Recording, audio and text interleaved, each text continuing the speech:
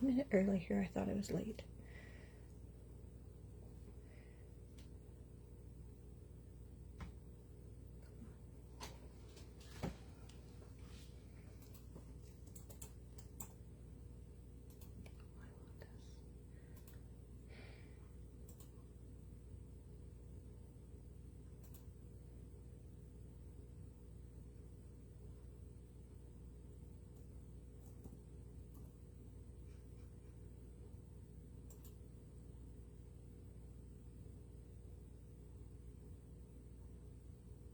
Here we are. I don't know if anybody's on yet. Did you go on? Yep. I'm just, we are live. We are live.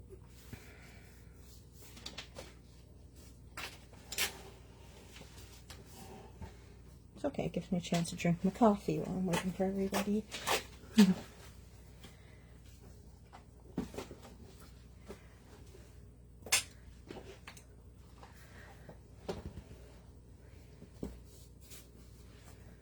Maybe everybody was like frantically trying to get lunch in.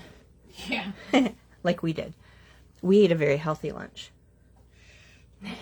I'm gonna zoom in a little bit. Actually, no, I won't yet. Did I get a notification? Yes, I did. We're good to go. Don't think anybody's here yet. Oh, look at that cute card. It's so cute. Thanks. I wish I had time to play.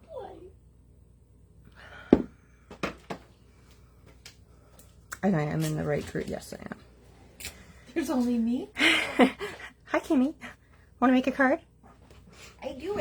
There's this really cool stamp company that I know about. What's it called? Craft and Kimmy Stamps.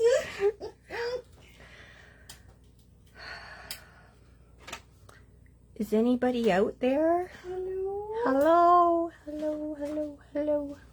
It's like a big empty room right now. It's a little awkward. I'm talking to myself. Oh, or is that you that's No, on? it's me. Oh, there's Anna. And Alexis is in the room.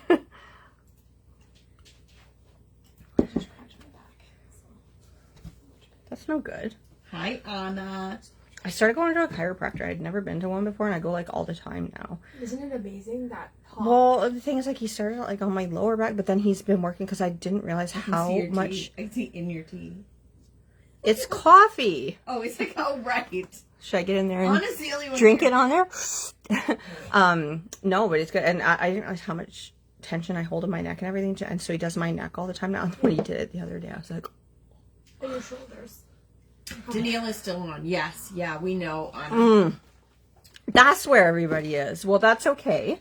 We're going to get started in a few minutes because the videos, of course, are available to watch at your After leisure. the fact. Leisure. At your leisure. At your leisure. It sounds great. Proper. Snooty. Sorry, shouldn't say. I say proper. Alexis says snooty. So I'll get started then because everybody can kind of catch up after. So we're going to watercolor today. Hope you are excited to do that with me. And it's really weird because normally I do these videos and I'm like talking in a room by myself, but now I'm like, oh, there's actually people in here, and I feel a little self-conscious, which is weird because you're all listening to me at home, but like I feel self-conscious with you two. Like, What? I don't know. It's just I don't know. It's weird. You're weird. You're just discovering that now. That's weird. Alrighty, so the stamp set that we are using came. This one they got in their kit, yeah. Of course they did because we're using it. So I have not had a lot of sleep the last couple of days. So we are using the stamp set You're So Cool, which is of course one of our Crafty Comeback stamps as well. And so I really love this set. And we're working with Lulu pulling the Christmas tree here. I love that one. I know, it's one of my favorites. One of my favorites. So, you guys all would have seen the instructions before for the prep work. So we'll build the card, of course, here together as well.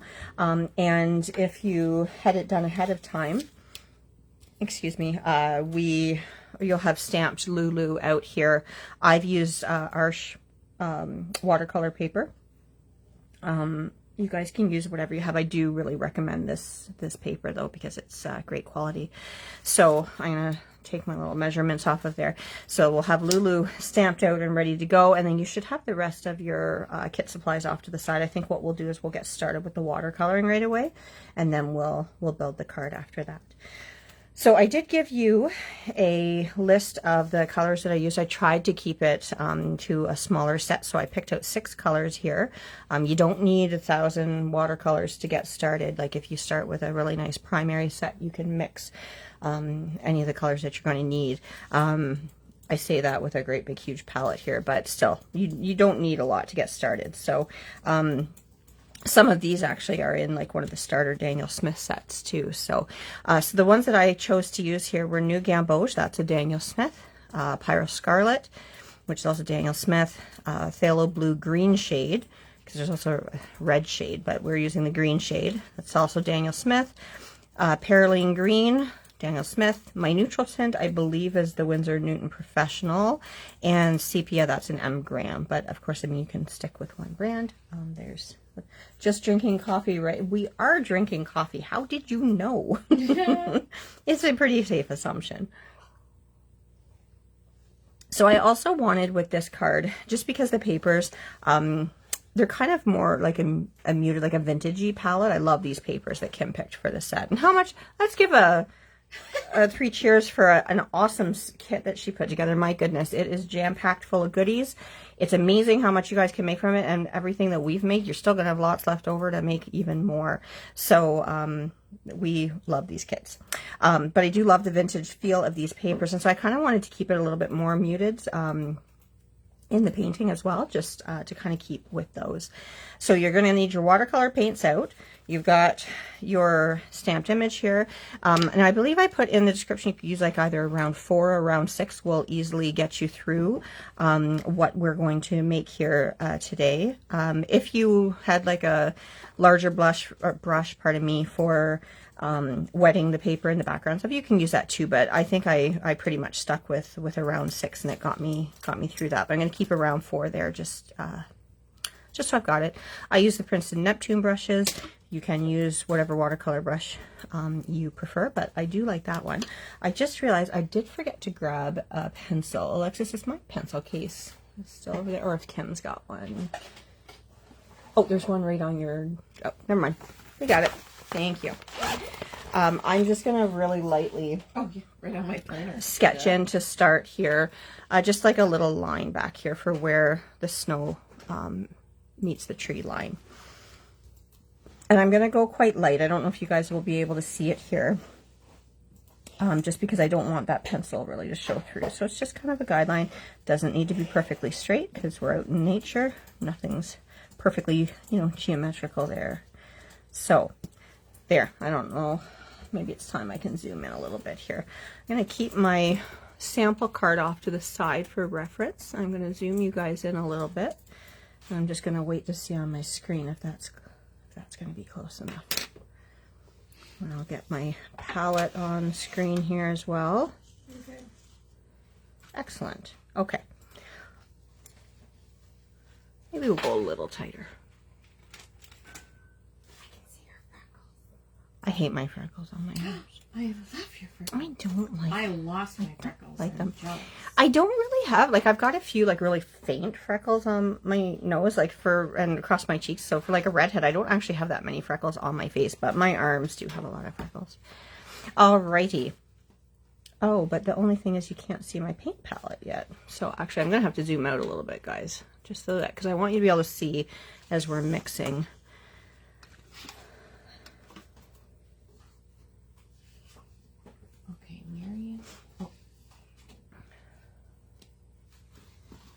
You know what I will do?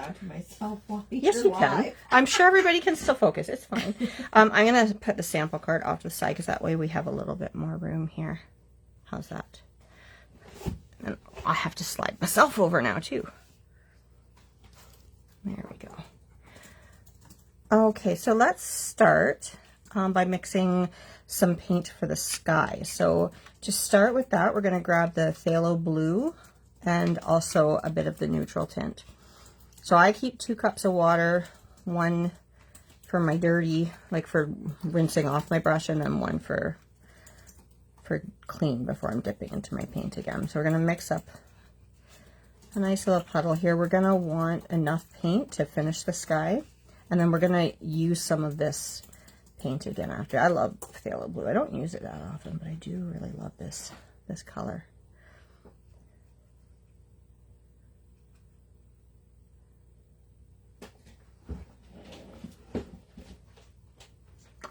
Okay, I'm going to grab some neutral tint because as lovely as this is, it's way too intense for the colors on the card. So I'm just mixing in a little bit of neutral tint to neutralize that a little. I love neutral tint. I use it in pretty much everything. A little bit more here. That actually might be a little too much. So I'm looking at my reference here. I just want to go a little bit more blue.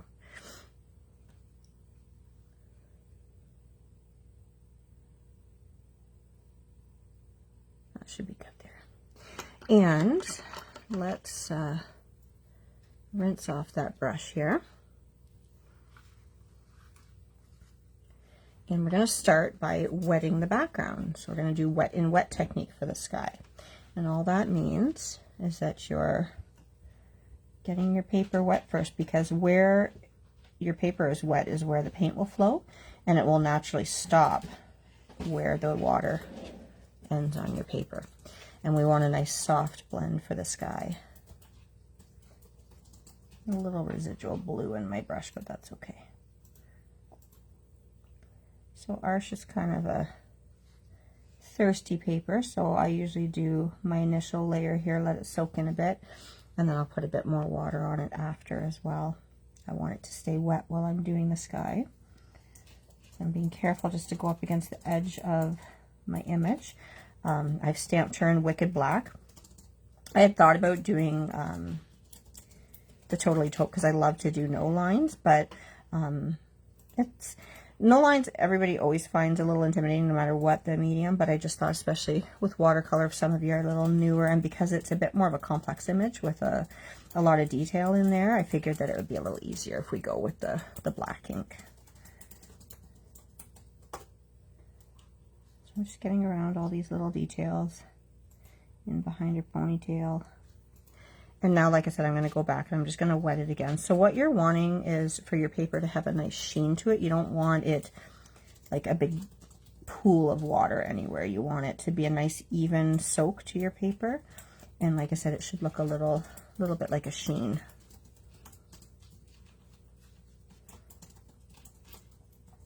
All I hear is tip tap, tip tap. Sorry. It's fine. You don't have to apologize. It's like ASMR painting, except it's not coming from me. It's Kim's my background track. Drop me a beat, Kim. Stop! I almost had coffee in my mouth when you said that. Now you have coffee on your lap. On my laptop. Thank you. So rude. All right.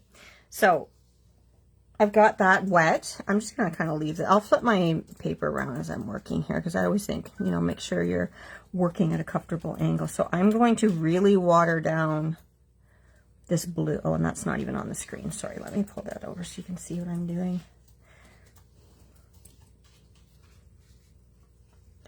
So I've got that paint here, and I'm just adding quite a bit of water, so it's going to be a very light value. And I need just a touch more neutral tint in there because it's a little too blue still.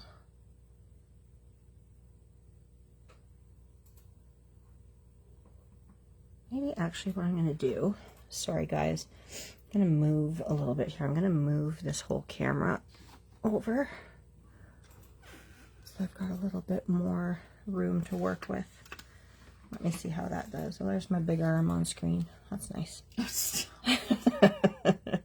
That's better. I like that much better. All right. I forgot because like when the camera's like on this side, right? Like I'm just, you know, getting that much of it.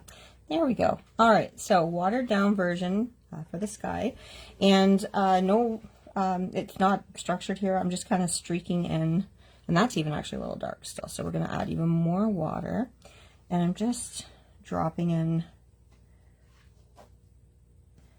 color. I'm leaving some white because it'll work as clouds. And as you can see, it's kind of going right up and stopping along where we wet the paper there. Grab a little bit more neutral. Whoops, that's a lot more neutral tint. So let's get a little bit more blue in there. Water that down. So your ratio of water to paint, there's going to be a lot more water than paint here, like a lot more. And we'll just drop in a lot. A titch, no, a lot.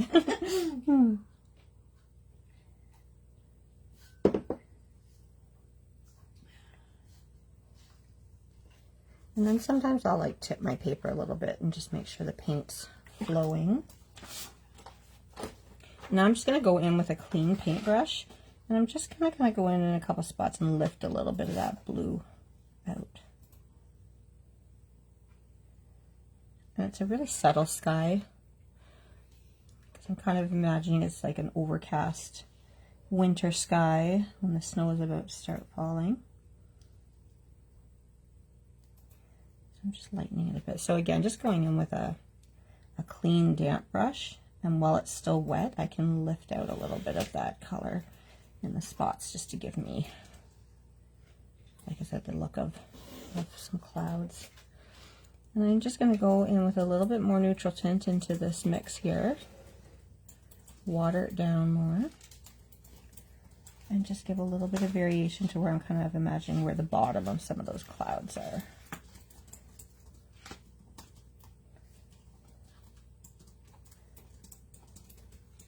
I'm going to clean my brush off. And I'm just going to go back and help that blend a little bit. Go with a little bit more paint. Just deepen the value here a bit.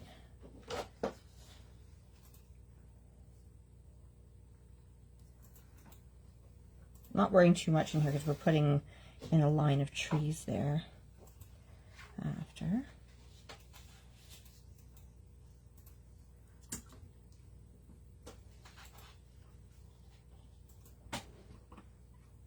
Cleaning my brush and dropping that in there.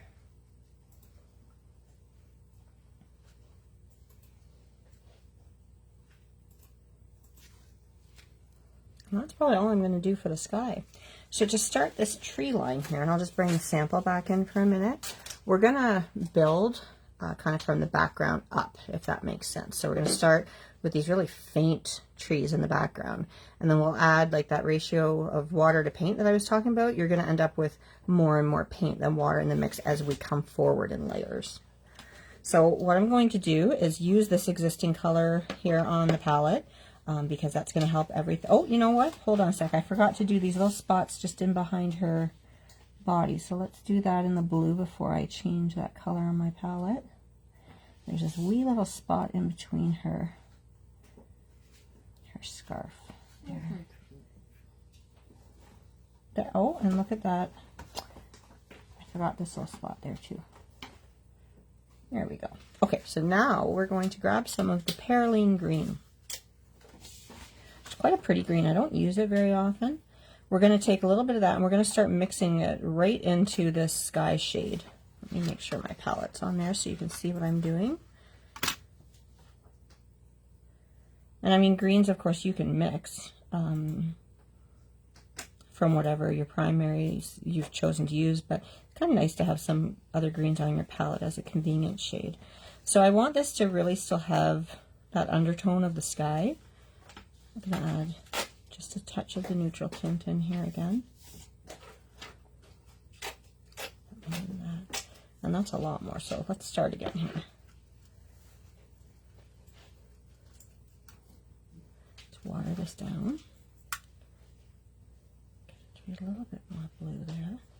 And let's get some of that green again.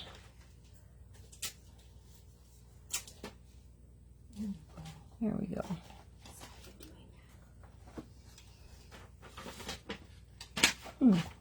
Okay, so we're going to pick up some pretty wet paint here, lots of water here. And my paper's still a little damp. It's not as wet as when we first started. But I'm going to just start to drop in That's actually a little too dark. Hold on there. Let's add some more water to it. We're going to just drop in kind of an outline of some trees here.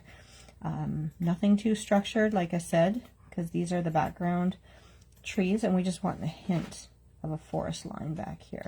So I'm just kind of imagining what a line of evergreen trees is going to look like from off in the distance, and so it doesn't have to be precise here, but you just want that really almost like ghostly outline in the back.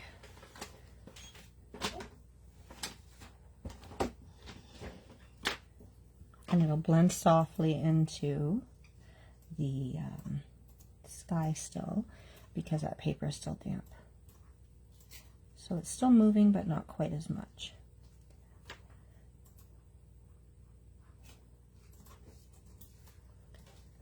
Need a little bit more water on my brush there.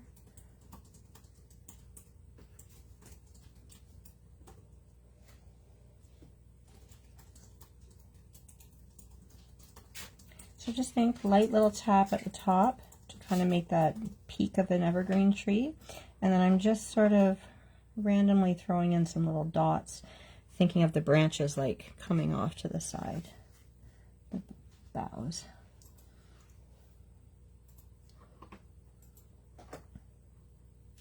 If you wanted to, you could carry the tree line over there, but I kind of had it fade out. Maybe I'll just put like a little bit here. There we go.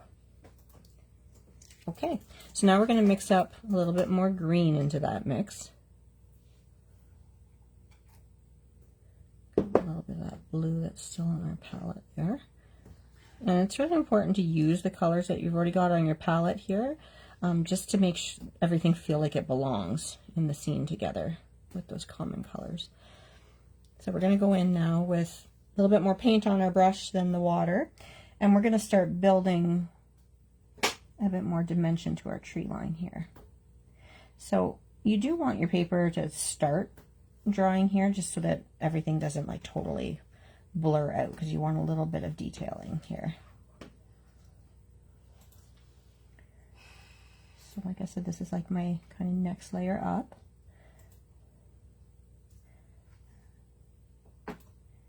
And I'm not making it a solid block. That's really important. You're going to want the different layers to kind of show through in spots, so it looks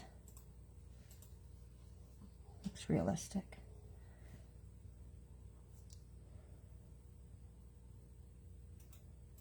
So I'm kind of where I have like that few peaks of those ghostly ones. I want to retain that because I like the way that looks. So that's why I'm kind of moving over here. And like I said, I'm not filling it in solid so that it looks like there's space between the boughs of the evergreen trees. What color is that? This one? Ink? Yeah. This is a mix. So it's some phthalo blue, some neutral tint, and perylene green. Wow. That's pretty. Thank you. I like that. It reminds me of like BG. Well, when you were asking me what ink, I was like, I bet you she's talking. No, I wasn't. I wasn't. Okay. Well, and I wanted to use the perylene green and everything too with the blues, just because the green in the paper, right, has a little bit of that greeny blue, kind of sagey sort of color. So that's why I was trying to mix some colors that would echo that a little bit.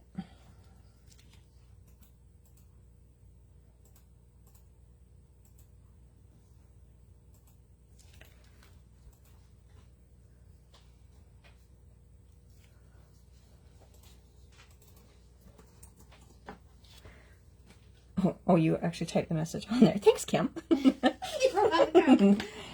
I'm just softening these ones a little bit with a little bit more water. Okay, and so now we're just going to kind of keep building that. And again, I'm going to grab that perylene green, add a little bit more. Because as things get closer, you see more detail, right? And things like there's more contrast. So that's why we started with that really pale wash in the background. Add a little bit of neutral tint in there too. And let's go back and we'll keep working on it. And as my paper's drying, the paint's moving less and less freely, which is what I want.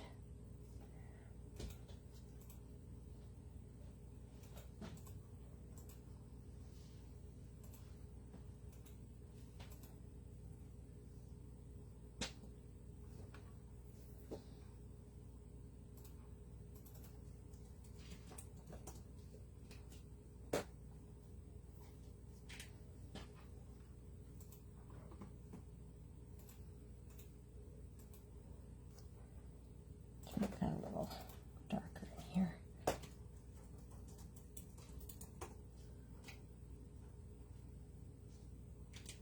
You could go in with a smaller brush if you wanted to here, if you're struggling a bit, but your tip of the paintbrush will still give you a pretty tiny point, even on, say, like a round 6 here. I'm going to deepen this tree a little bit more.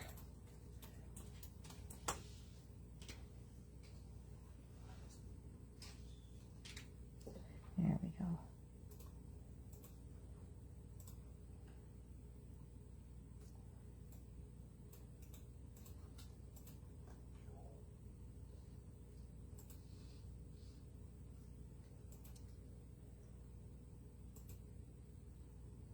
Like a tall tree here. I feel like Bob Ross. Happy little tree lives here.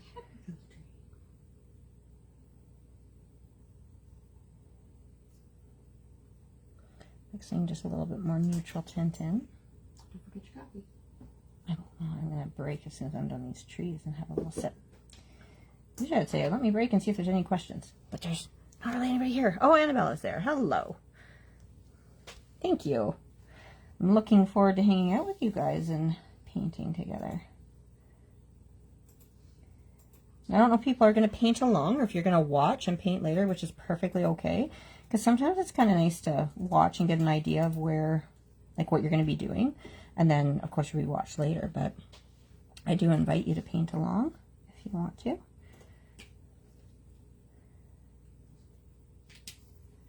Our very own Bob Ross. Hardly. Anybody watch the Bob Ross No, Netflix thing? but I heard it was pretty good.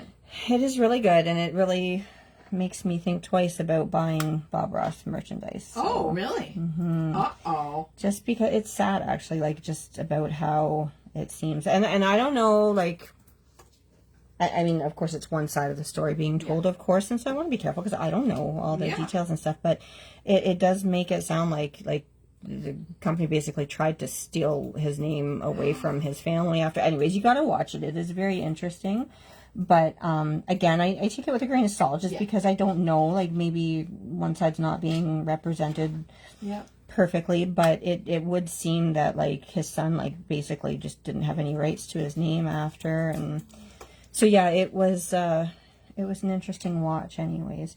I'm just going in with a wet paintbrush here, clean wet one. I'm just kind of dabbing in a bit here just to kind of soften in a couple spots while it's still wet.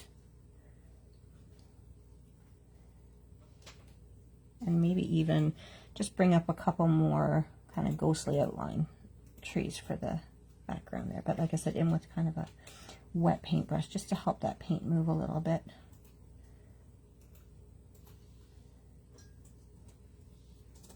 I want to get a little bit of that green back in behind her here.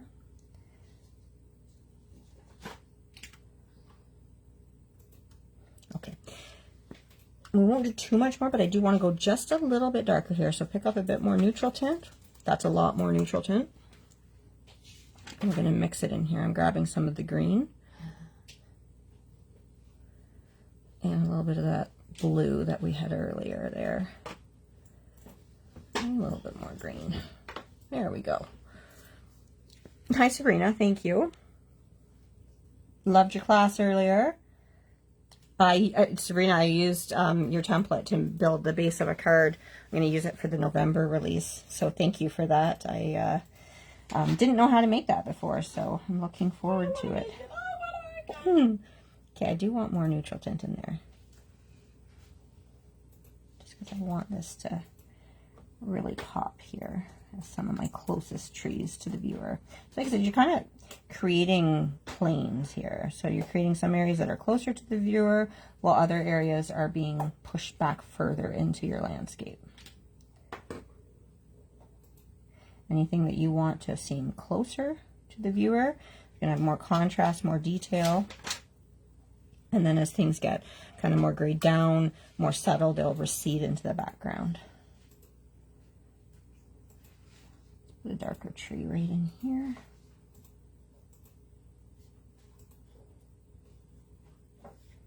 And I'm just, like I said, kind of keeping in mind that like triangular shape of a evergreen tree.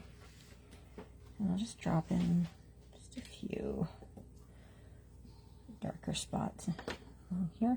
I'm going to just drop in a bit of the darker shade along the baseline here and then blend it out with a clean brush just to ground them. And right here, I just want to soften this a bit.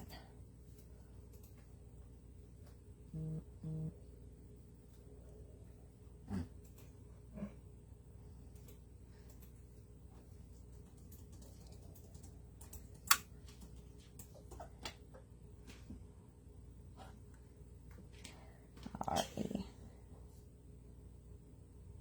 Somebody wants to feature in my video. Somebody's stomach does. Okay, and I think we're going to pretty much leave it at that. I'm just going to take, like I said, a clean brush and just dab out a couple spots just again to soften it a little bit. Dabble do. A little dabble do ya.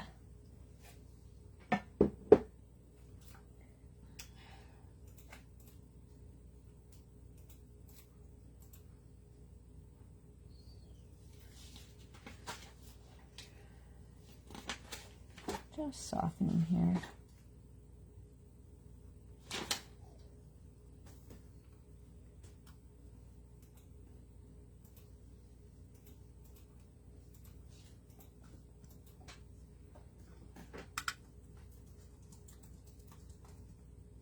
I'm just lifting here a little bit, so a clean brush. Just for a little bit more variation in there. And I want to soften this tree branch hole here, so pick up just a bit of watery paint here. There we go. Okay. All right. I'm going to grab a little drink of coffee here. Actually, let me just go right along the base line here. Again, just to clean it up a little bit. And then when I know this is dry, I'm going to work on the snow next. A little sip of coffee. All right. I am going to pick up a little bit of this mixture here. And I'm going to move it down into this next well on my palette.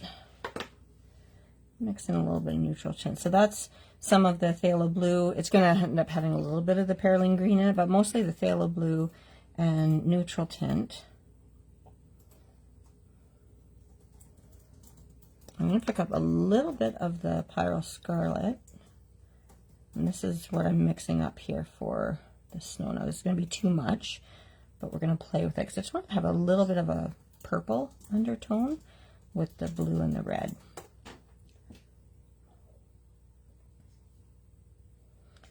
So now I'm just going to play with those colors. Oh, see, there's that phthalo blue. It's so intense. Let's add some more neutral tint into it. And this is obviously too dark for snow, but that's okay because we're going to water it down. A little bit of the red again.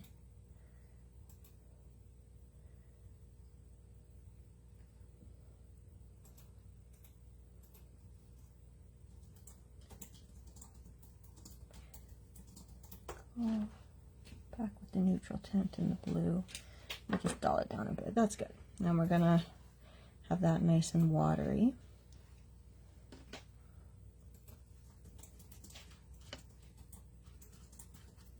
Okay.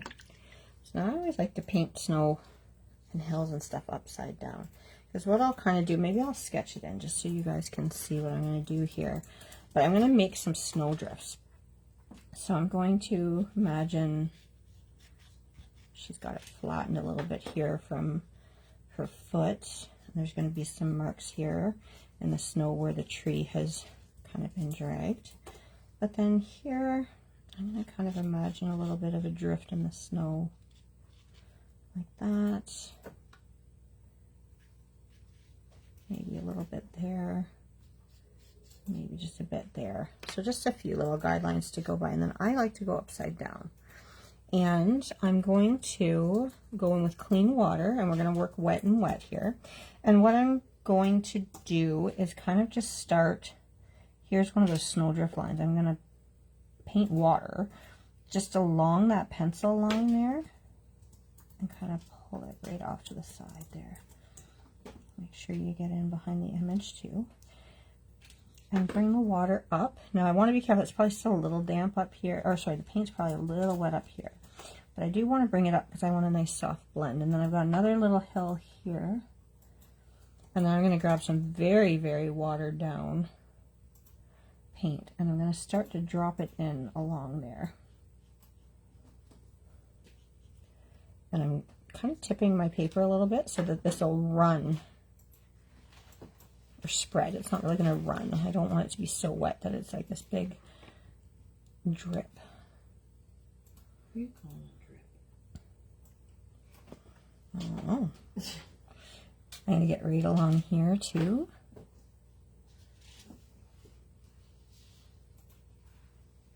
And just with a clean damp brush.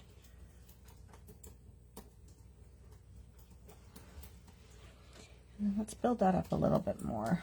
Dropping in a little bit more of that paint along the back side of that hill. So what you're doing, again, you're visually pushing certain areas back from the viewer.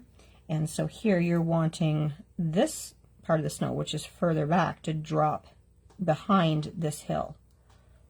So you're playing like a shadow off of a highlight. Again, picking up a little bit more. And I'm just going to pick up a touch of this blue over here, and because I do want a little bit of the blue from the sky reflected in the snow. We're just going to have a watery mix of the blue over here so that I can drop in like a little hint of that blue while this is wet still. Now if I turn that right side around, that's going to make a little bit more sense now. I just find it easier to kind of work like that.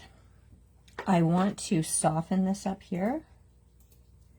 And while it's still wet, I'm going to drop in just a few little other variations in the snow.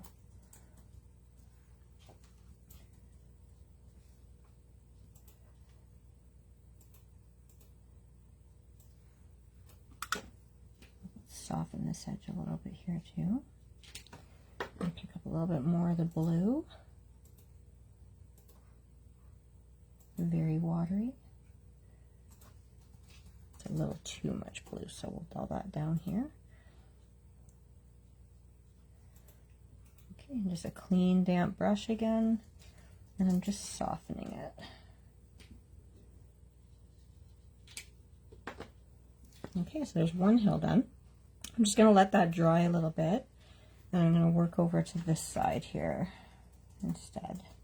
Same idea, wetting along on top of, well, if you turn it upside down. No, that would be underneath. Anyways, on the top side of this line, bringing the water right up to that skyline there, grabbing some very watery paint and dropping it in. And like I said, you can kind of tilt your paper a bit just to let it move.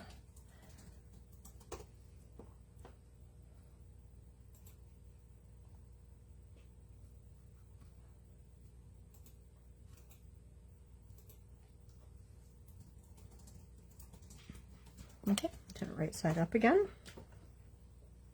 Hi, Carla. Thank you so much. Oh, thank you, Brigitte. All right, let's come back to this side here. I'm going to turn it upside down again. And I'm going to wet on the top of the tree. Well, I guess it's kind of behind the tree, if you will. And I'm going to bring that water up close to where we had this other line. And we're going to go in with that watery mix again. I might have to mix up a little bit more. And I don't care if it gets onto the tree a little bit, because we're going to be doing that in green. And it will cover any of that soft kind of purpley hue that we're putting in there.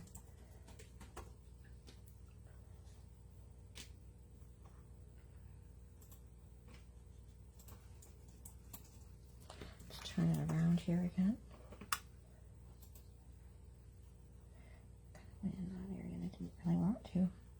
Just going to soften this all up. I'm adding just some water while this is still a little wet here, just because it got a little harsh in spots. And I'm just kind of softly blending it out there. We've got this little spot back in here.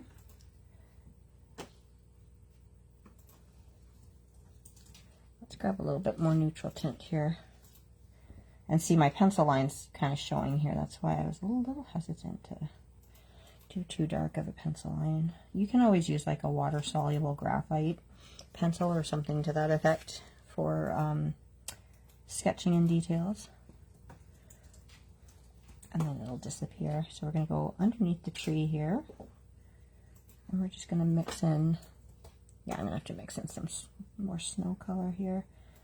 And I'm just kind of dropping it right in here underneath her foot. And at this time as well, I might as well just go right up in here and wet the rest of this area. Let that water soak in, and let's mix up a bit more of this color here.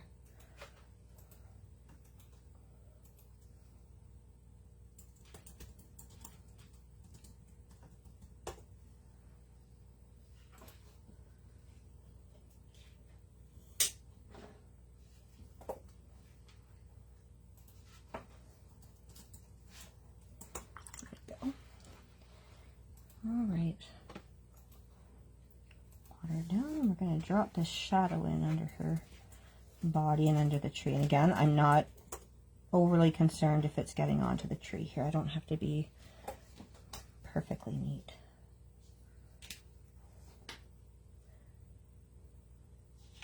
A little bit more neutral tint in here, just so I can get a little darker.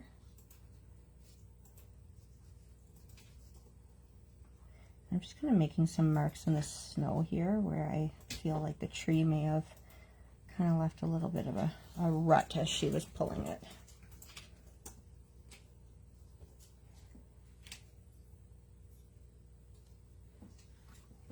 Just a clean damp brush there just to lift it a little.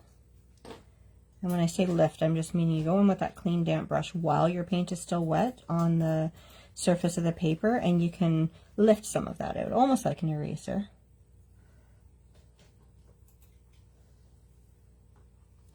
I want it to be a little darker under the tree here.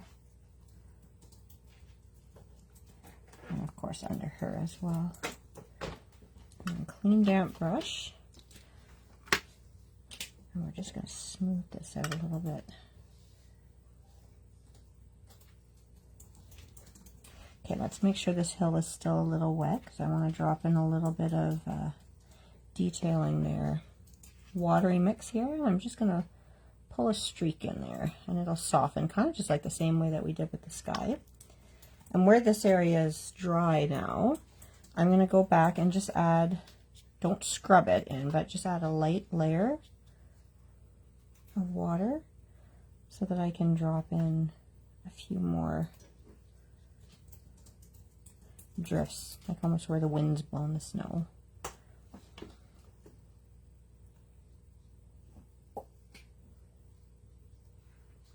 And what I'm noticing is we did not get in here yet. I'm not being too careful in that area there.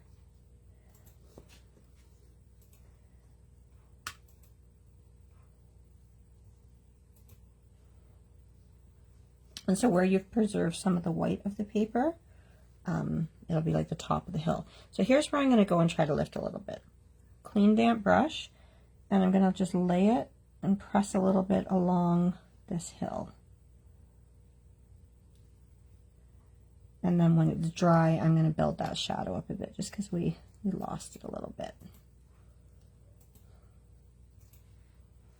We'll just soften that in here. Soften this here. Add a little bit more over here.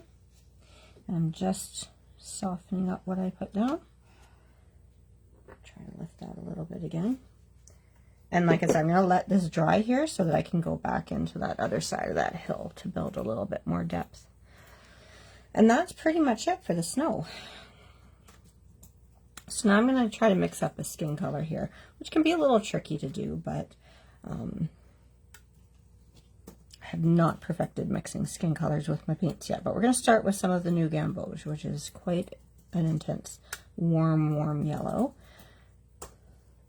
And here's where I want to make sure I've got enough of this mixed up. So I do want to make sure that I have a decent little puddle here. Not that there's a lot of skin on this image here, but I don't want to have to go back in and remix that paint just because it's going to be hard to mix exactly the same ratios of paint into your mix. A little bit more yellow.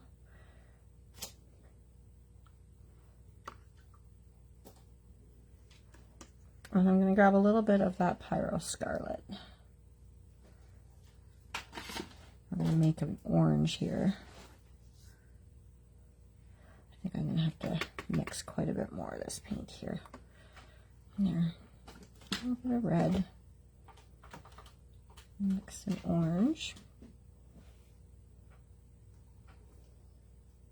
And I'm going to mix a little sepia in with it. We haven't used the sepia yet.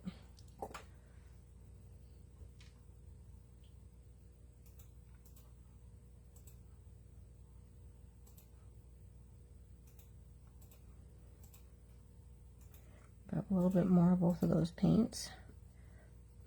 That's way too intense of an orange. Mix some of that sepia in. A bit more there.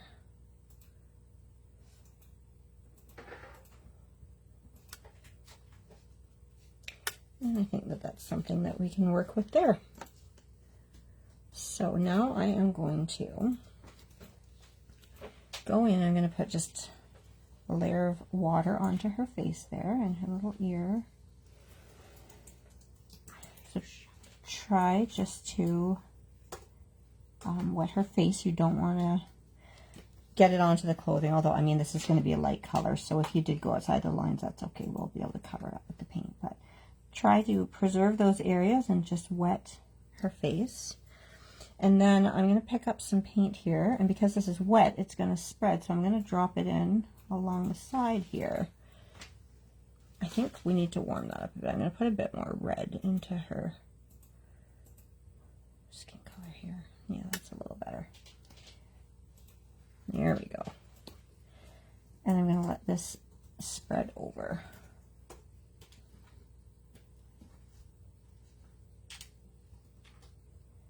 But when I'm applying it, because it's a small area, I'm kind of concentrating it to the side. I'm imagining my light source coming from here. I probably should have said that off the get-go, but from this top right corner. So when I'm dropping this paint in here, I'm kind of dropping it like underneath the brim of her hat, because that would put a little shadow over her face, and underneath her chin. And then I'm just using a clean damp brush to help spread it a little bit. Because the paper's wet, it should give us a nice soft blend. I'm going to grab a little bit more of the sepia. Mix a little bit darker here, and I'm going to go in with another shadow down here. And just underneath that brim of the hat again. And then pick up some of this warmer color here again and drop it in right beside. I'm not doing a lot of shading on her face just because it's a little image, and I'm trying to keep the whole thing kind of soft and muted, almost like an old children's book. I'm going to grab a little bit of the Pyro Scarlet off to the side here. That's a lot, but we're going to water it down. And I'm just going to drop a little bit into her cheek area here so that it'll kind of bloom and spread out there.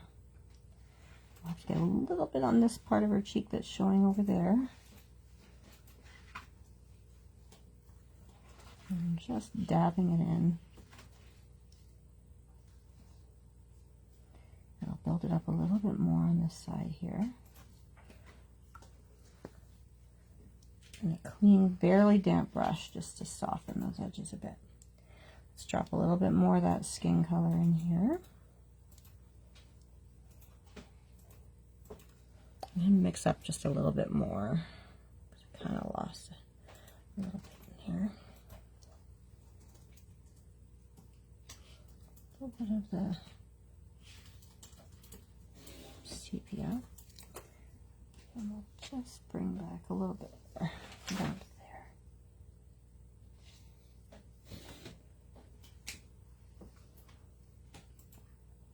A little bit more of that cheek color right there and right there, and let it blend into that wet paint. And just a clean brush again, just to soften this area a little bit.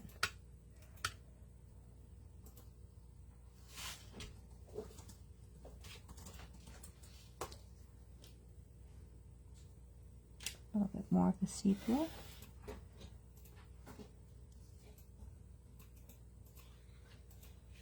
There we go. And that'll be about it for her skin. Just keep it nice and subtle. Okay. Let's do this bit of her hair that's peeking out here. So I'm going to grab some more of the sepia. I'm just going to work in this color that we were using here. And I want some Pyro Scarlet in there, so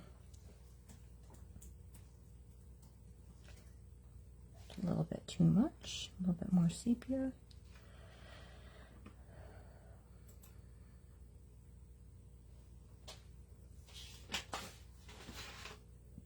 And I kind of like that. It's kind of an auburn color. And it's a pretty small area here. My paintbrush is fairly damp, so I'm just going to go right in without wetting first, because you don't always need to do wet and wet. And I'm just going to put in a flat layer, very watered down mixture here, and then we'll build it up.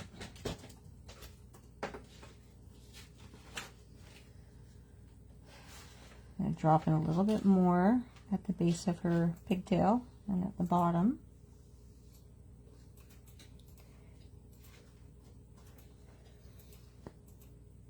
So I'm kind of letting this area here be a little lighter. Work with a bit of a highlight. And I'm just softly blending these. Pick up a little bit of neutral tint and with some sepia here for a nice dark color. And I'm trying to let this dry a little bit so that I can add a bit of shadow so that it doesn't flow too freely there.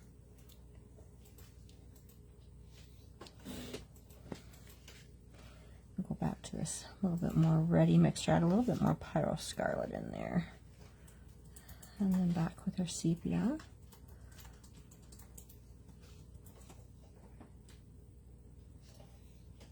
How's everybody doing? Thank you, Kim. You're welcome. A little bit more sepia in there. Kim's getting ready for Shop the Box tonight. And, oh, whoops, I didn't mean to drop my paintbrush there. And I will say, like, Alexis and I were helping, but really I sat there while Kim passed me stuff to put in the box. But anyways, we were getting ready last night, and guys, there's some pretty good stuff. I'm just saying. Gonna want to have your fast fingers. Make Carla's sure. still there. Tell her there's puffy stickers. Carla, there's puffy sticker. I'm sure you heard Kim. I don't know why I'm saying it as well. There are puffy stickers. Oh my goodness. There are 6x6 pads. There are 12x12 collections. There's. Did you want the microphone now? No, I'm just kidding. It's so much stuff. Like, you ordered some great stuff for the party. Oh, thanks. Mm-hmm. I do have a Foils. thing for shopping. Foils. Building flakes. Mm-hmm. So much stuff. So much stuff, and you need it all. So fast fingers. Get some sustenance before the party. What time is it, Kim? 7:30. 7:30. In the shop, the box group, right? Mm-hmm. So I'm just, like I said, dropping in kind of stronger paint mixture, kind of in at the ends of her hair, and then just bringing it to the center by kind of watering it down, washing it out. So we're getting a little variation in the hue. And I'm going to go in with, this is more neutral tint than sepia here, and I just really want to deepen this a bit. When this is dry, I might come back and just put a couple of hair strands, but I'm not even going to go crazy with that because I want everything to be soft.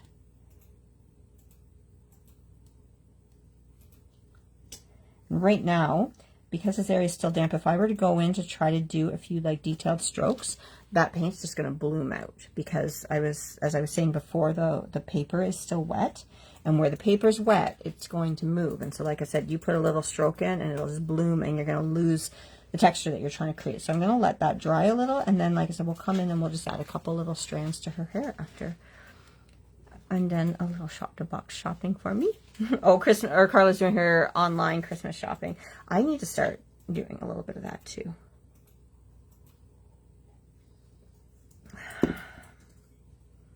Get your puffy stickers, Carla. Get them while they're hot. All right. Okay, what should I do next? I'm just looking. I've got a list up in front of me, and I kind of went off a little bit. So maybe we will work on her coat. We'll get a little color in here now. Oh, actually, while I'm thinking, remember I wanted to just deepen this along the snow here. So going in with clean water, and right where I'm imagining the snowbank stopping there, I'm just adding, and don't scrub this because you don't want to lift, but I'm just re-wetting that area so that I can glaze a little. Pick up this snow color, which I still have there. And I just want to add a little bit more definition in there. I'm going to grab a tiny bit more neutral tint to mix in there. That's a lot more. See how like just it's this tiniest little amounts, but that's okay because this is wet, and because we put the wet and wet on there, or the wet wash on there first, we can easily soften that and blend it out. There. Yeah, I think that's better.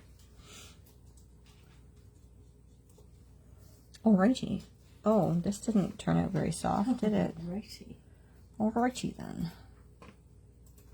Name that movie. Alrighty then. Ace Ventura, right? Why won't it not let me say that? There, I'm just trying to soften that a little bit there. Alright, now let's do her coat. So I did her coat in red, so we're going to grab, and I think because we're pretty much done with the snow now, I'm going to mix into this area here, and that way it's got a little bit of this color in the mix as well, and then, like I said, it just helps everything blend like they're all part of the same environment. So we're going to mix that Pyro Scarlet in here, and there's just a little bit of that like purpley kind of tinge, which is perfect because it's kind of bringing down the intensity of that a bit as I add more paint and make it more intense. But that's okay because we are going to add some more colors. And I want to mix up a pretty generous puddle of this color. So we've got the Pyro Scarlet. We're going to add a touch of Perylene Green in here. Go back to your color theory, and your green and red are complementary colors, so they're going to kind of help cancel out each other a little bit. So when we drop this Perylene Green in here, you're going to see it just brings down the intensity there, which is nice. I like it. It's very nice. Nice. So,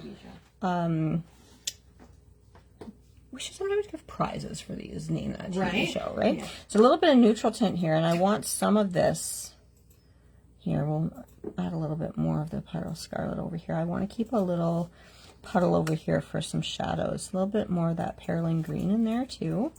So you can see, like, when you mix that neutral tint in, even though it's neutral, it's kind of a bit of a bluey hue, and it's kind of made it purple almost.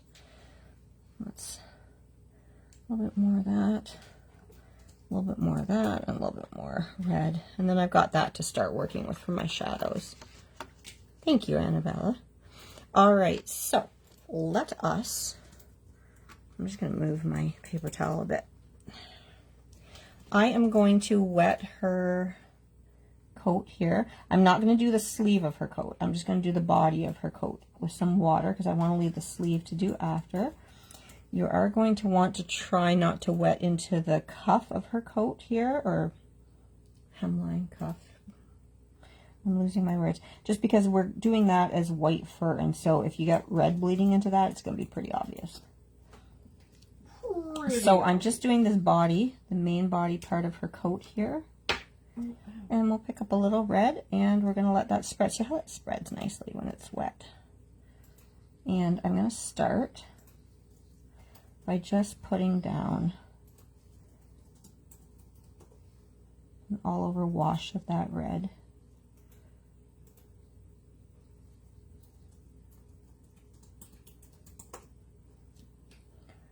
Put down a little bit more, and I'm kind of applying it under her arm, which is where I'm going to imagine a shadow to be, and again further away from my light source, and I'm letting it spread up from there, and that way it's kind of letting the paint do the work for you, because while it's going to spread, it's not going to be quite as intense over on this side as it is over here, and so it kind of works on building the shadow and highlight for you. Let's pick up some of that shadow color of red, drop it in here to make it a little bit more intense here, a little bit thicker paint to water here. And drop it underneath her arm.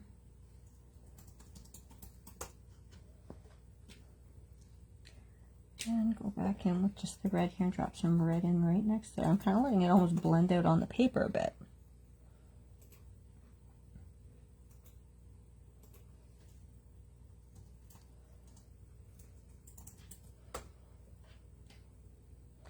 Mix a little bit more neutral tint over here. Mixing some of that red into it. Oh, it has a dog hair on my paintbrush. That was free. I mean, it could also be a cat hair that I brought from home, so. It's free of charge. Guys, my daughter got a new kitten. She's so freaking cute. Kimmy's seen pictures of her. Cute. Her name is Sybil. She's this little fluffy black cat, and I love black cats. Where'd she get her? Humane Society. She adopted her. They had three, the black siblings. Aww. There were 2 males and a female. And she actually went thinking she was going to get the female, or one of the males, just because typically, not always, but typically, your male cats are a little bit more cuddly. And she said that, like, they brought each one of the kittens into a room so that they could see, you know, and play with them a little bit and check their personalities out. And she said the female was, like, so sweet and so cuddly right away and just purring and interacted with them the most, whereas the boys were a little bit, yeah. And, you know, the thing is, though, they probably aren't. It's probably that they were nervous, right? But, yeah, like, Sybil just, like, jumped all, and it's true, like, you go and you pick her up, and this thing, like, this tiny little kitten who's, like this big, you can hear her purring from like across the room. She is the loudest purr. Is that a word? Purr. Purr.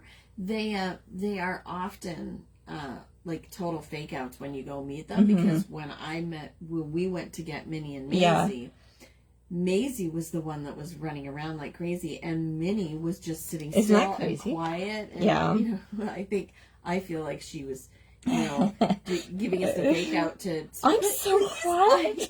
I'm an angel. Please adopt me.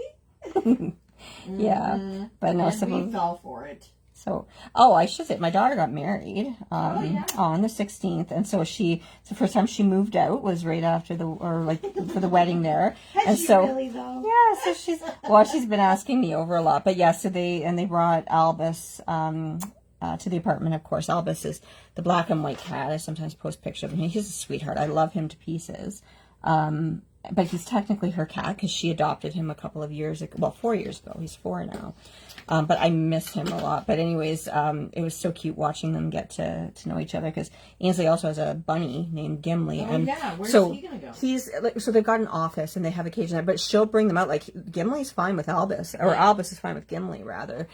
So she's wanting to get the kitten used to. I mean, obviously not when she's young and gonna chase and try to tackle the bunny, but Gimli is fine with cats. But anyways, they got like she lets them free roam in the house, supervised, the bunny at times. And then she's also got like a little pen that sometimes she'll put him in, like while she's cleaning the cage and stuff. And when she just doesn't want him totally free roaming. So I suggested to bring that out when she first introduced Sybil and Albus, so that Sybil could be like in the pen, right? And they could kind of sniff each other through the bars, and it worked great. And then within like a few hours, they were, you know, great with each other. Awesome. So yeah, they're like best buddies now. Hello, Mary Pat. It's okay. No worries about being quote unquote late, because these videos are going to be up and available for you. Great technique painting with the animal hair. Yeah, I'll probably give you some good texture in there. See? So yeah, I'm just dropping in like a little bit more shadow. I want to get a little bit up underneath her scarf, because again, I always want you to think about what you're trying to pull closer to your eye and what you're trying to push further away. And so you think about it, that scarf is sitting on top of her coat, so you're needing to push this coat back from the viewer and bring the scarf forward. So we'll do that little bit of a shadow there. And I just keep kind of mixing a little bit more paint in. I'm going to put a little bit more of the green in here, just because we're ending up getting a little intense with that red again there. A little bit of the Perylene green in there.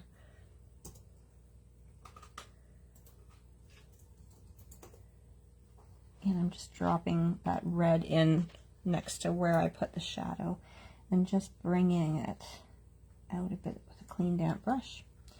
And I don't really want to fuss with that too much more, other than blending that. And then when that's dry, I'm probably going to add just a little bit more shadow, but a little bit more when it's dry than right now, because I don't want it to, again, bloom. I don't want, if I drop an intense shadow there, for it to immediately bloom in and ruin that red color. So that is the body of her coat. And then we are going to do the arm as well, but I want to let that dry so that we can build the shadow up without the shadow like seeping into here. So that's part of watercoloring, is kind of going in sections, so that, you know, you can kind of work on certain areas while you let other ones dry. So what we can do now is her hat. So I'm going to do the top part of her hat first before the brim. So I'm just wetting it first so that we'll get a nice blend.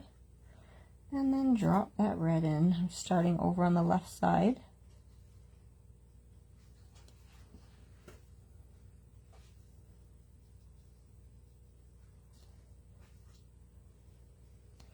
A bit more paint in the mix here.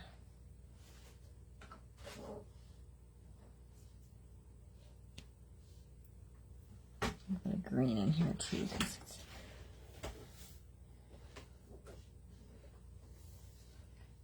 too bright. So again, if you're struggling with the detail here, you could always switch to a smaller brush if you want to. I'm working with a round 6. It's kind of nice to show that you can do a lot of things with just one brush, so that you don't feel like you have to have all the tools right off the get-go. I'm going to pick up some of this shadowy mixture here. And just drop in a darker value on this side of her hat and just behind this brim here.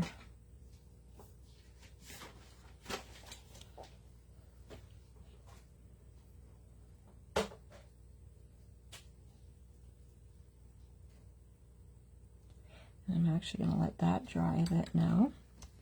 And I want to go back to that bottom part of her coat, and I'm going to grab some more neutral tint.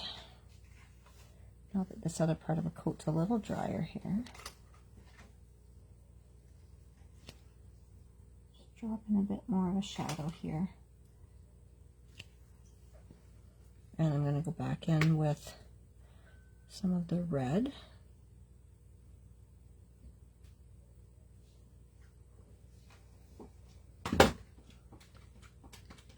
And right away put that right in with the black. Just blend it. There we go. Again with her hat up here.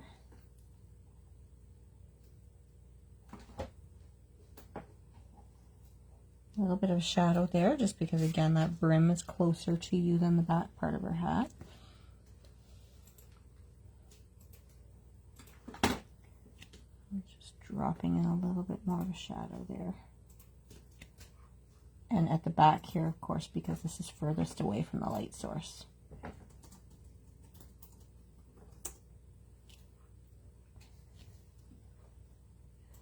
I just want to deepen that shadow in there. And again, just a little bit more underneath her scarf.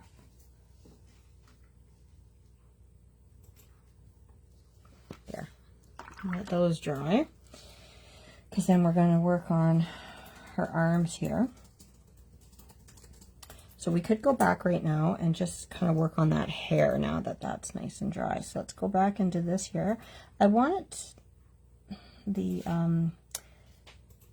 my paintbrush to be fairly dry, and I'm not going to wet the hair first. So I'm using the very tip of my paintbrush here, and I'm just giving the hint of a few flicks of hair. Again, I'm not going overboard. I'll bring it a little closer for you to see here in a second. Make sure that my paintbrush is in a nice point here.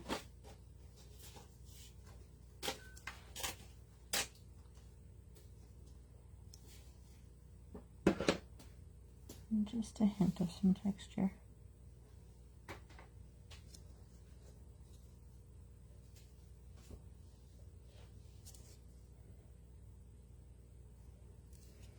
Just a little bit of texture there. And that's really all I wanted to do there. I am going to go back with that black or the neutral tint. Just drop a little bit more right there.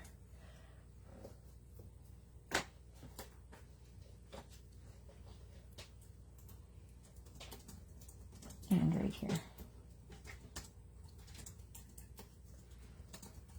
How's everybody doing? We hanging in there?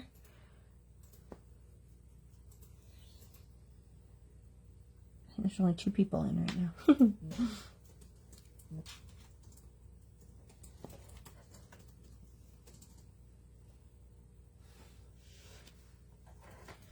All right, let me see. Is this now dry enough? Let's do this arm here. That one should be okay to do. So it's tiny. I'm not going to wet it first. I'm just going to go ahead. I'm going to pick up some of the red paint.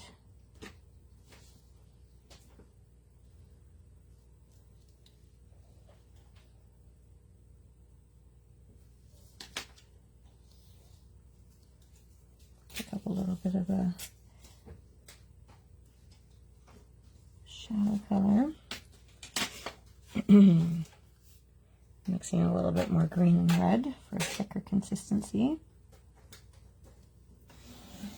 And a little bit of that neutral tint here to drop a nice shadow in there. Again, we're pushing this arm behind this part of her coat. So always think in terms of what's closer to you, what's further away. And there's that. Now, I had just put this dark shadow in here, so I don't really want to do that yet. So let's do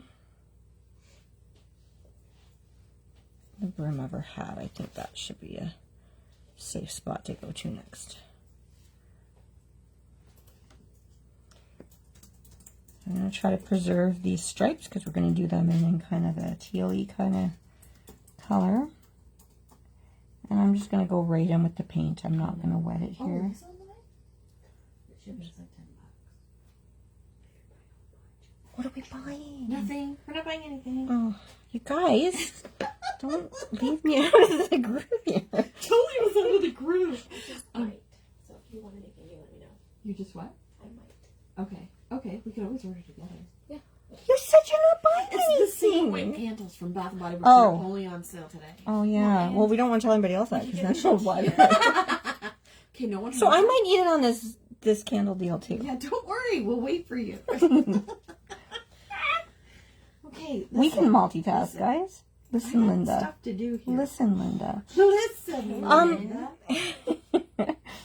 This This is the most rowdy class. Isn't it? Bad students here. I kid. It's actually fun to do it while you got people in the room. You don't know what's going to come out of their mouths. Yeah, I keep forgetting there's a video on. Do you think I'm just sitting here talking to myself? Like, that Melanie won't shut up. Jeez. I probably should go take the dogs. So sorry, now I'm not telling you guys what I'm doing. I am blending this red out a little bit. Again, I want this top part of the brim of her hat to be lighter because I'm playing it off the shadow of the back of her, like the top part of her hat that's like actually sitting on her head. So I'm just letting that blend up here. And then this underneath side closer to her face, we're going to do that in more shadow. The watercolor is all about layers. Layers.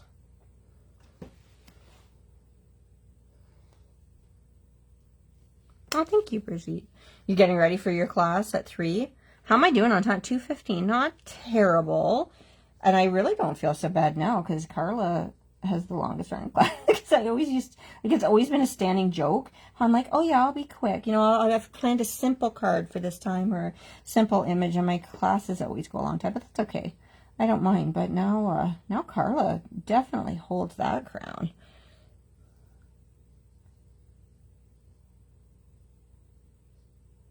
I can't wait to actually go back and watch that class because I want to make a lot of the things that the design team has prepared for. I know what I did. I dropped water on my image. I see a big dollop of water on her coat that shouldn't be there. I'm going to dab this. It's probably going to lift some of the color out, but that's okay. We'll fix it. Yeah, so now I've got some texture in my coat. So that happened because I can see it there too. I obviously dripped a bit of water there. But I wanted to dry that up quickly because otherwise I could get a big bloom. So now I got to go back and try to fix this before it's get a little bit of that green in there before it keeps that texture in there. Okay, and then I needed to add some of that neutral tint in there. Crisis averted, guys. There we go. All right, let's go back to that brim on her hat, and I'm going to keep building that. So like I was saying, layering is really important in watercolors. And so you build up your shadows gradually. You want to leave some areas nice and light and get some areas a little darker.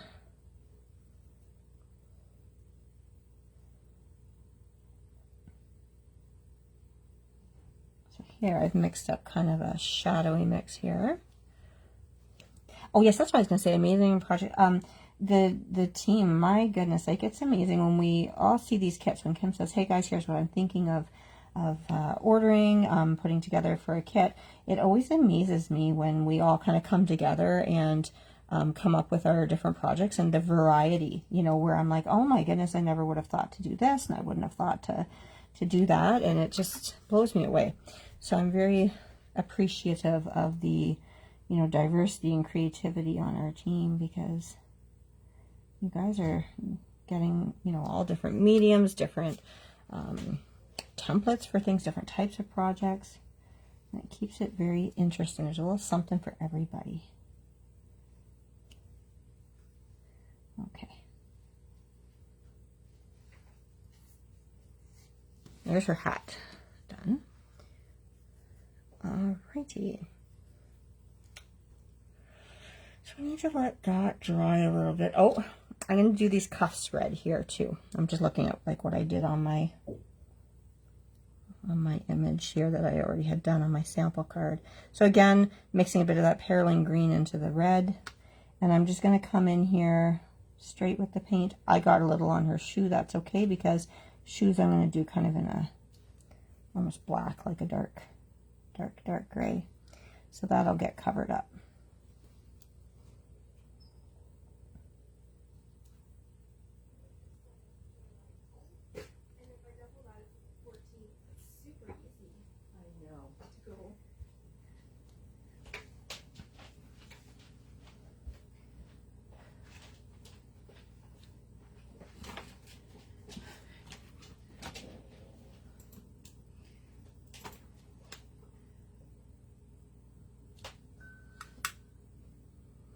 drop in a shadow on the back side here.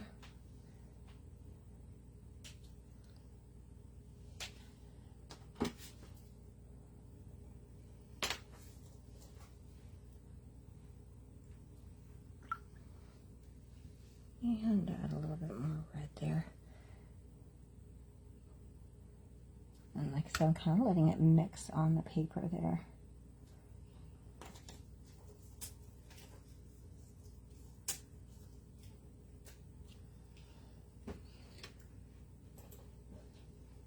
I've also loved seeing how everybody was prepping for the event and seeing, you know, the different ways that they organize their supplies and classes beforehand. You guys are hardcore. I love it. And, you know, getting closer to the events, we always get even more excited seeing the excitement in the group. So, lots of fun. All right, I'm just looking to see if there's any other red that I did. No. I'm going to just drop in a little bit of brown for the tree trunk here. I'm just going to actually use the same brown here that I had mixed up for her hair. Add a little bit more sepia into it. And again, I'm not even going to wet it first. I'm just going to, my paintbrush is actually a little wet. A little too much water on my paintbrush, so.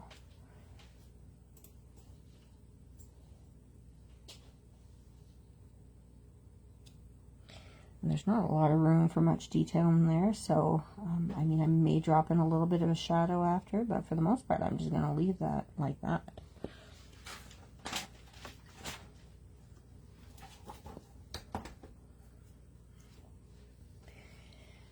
Okay, let's see, where are we at? Let's do her shoes. So I'm going to do quite a bit of the neutral tint. Let's just mix it in here. You probably can't see that. I'm just kind of mixing it in where I had all that red. Maybe a little bit of the blue we'll put in there so it's not a straight black.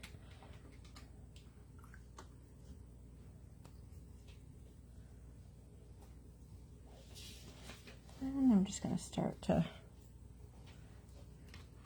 drop this right in here to her shoe.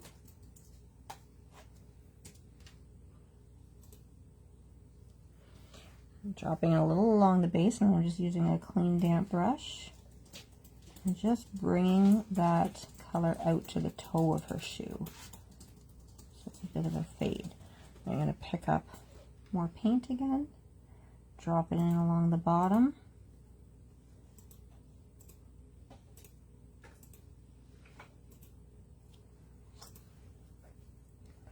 And just soften that blend.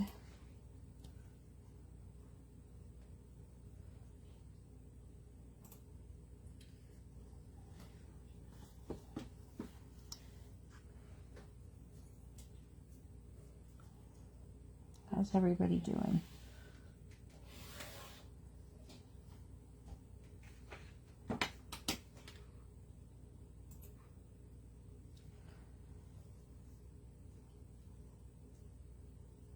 All right, I think we'll leave it as that for her shoes. I'm going to grab some more paper towel because mine's pretty wet. Oh no, that's okay. Sorry, I'm just kind of talking to myself here. All right, I would like to now work on some of the teal colors in, like, for her scarf and such. So we're going to mix that up. I'm going to go back into this section on my palette here that already had the blues,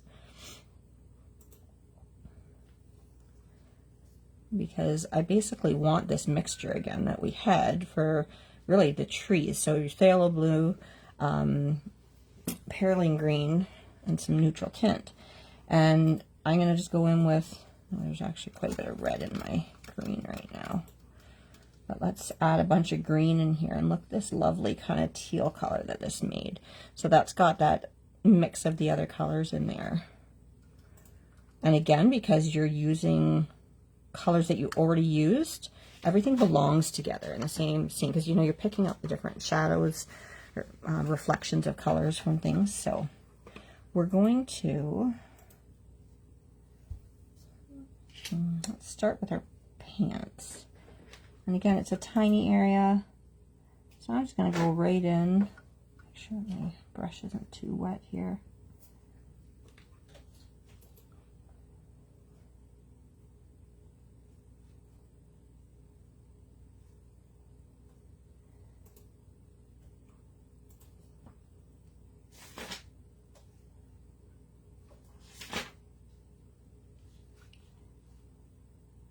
Drop that in there. Oh my, I think that, oh, it must be home. I think so. And I'm going to go ahead and do her mitt as well. Just get like the base layer in for all of these green areas.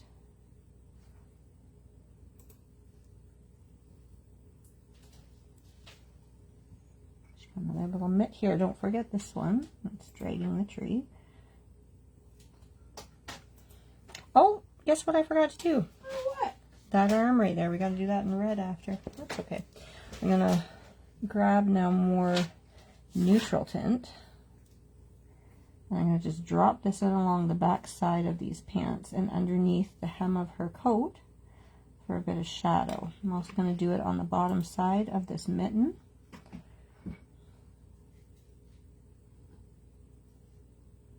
Bottom side of that mitten, and a little bit at the base of her thumb. And that way it'll just kind of blend out into the other color. I'm going to intensify it just a little bit with some more neutral tint. So I like deep shadows. There we go. That's good. Let's go in before we forget and get that sleeve done, because we're going to need it done since we want to do our scarf shortly here. So I'm going back to that red mixture.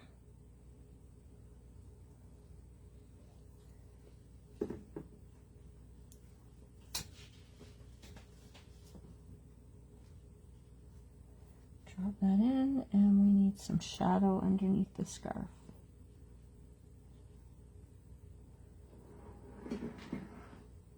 And along the cuff of the coat. And while that's dry, I'm going to just drop in a little bit more neutral tint, just to glaze over this bottom part of the coat here.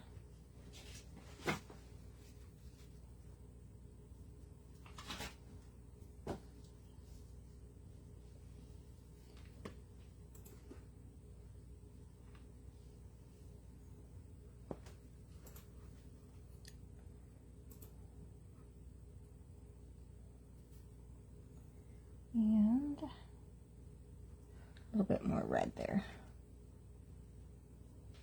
All right, there's that. We can do the teal stripes on her hat. I'm getting caught on.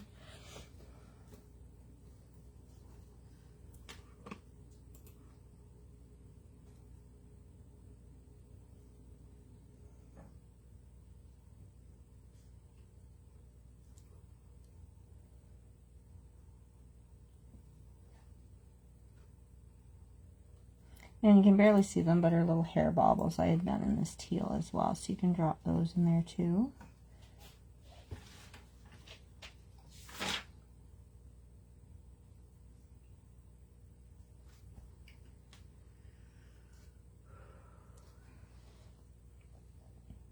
Grab a little bit of the shadowy mixture with some neutral tint. And I'm going to drop that in on that bottom side of the hat, just like we did on the red to shade it, okay? So that shadow kind of falls all along there. And I just kind of brought it back over that red again as well.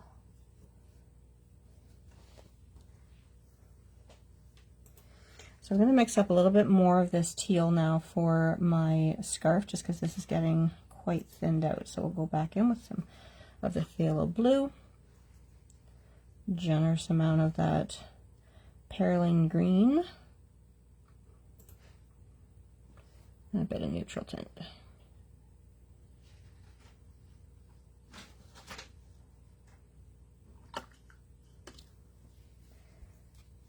Okay, and we'll go in and we'll start painting the scarf. So we're going to do the stripes in red, like the thin stripes. So I'm just going to go in And I'm just going to start blocking in the thicker stripes with the teal color. Just a flat wash.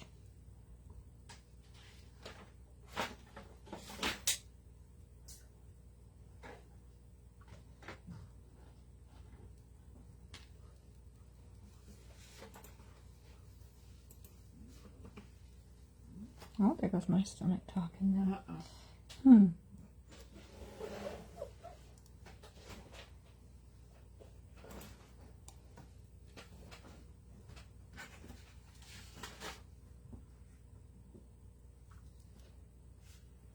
All right.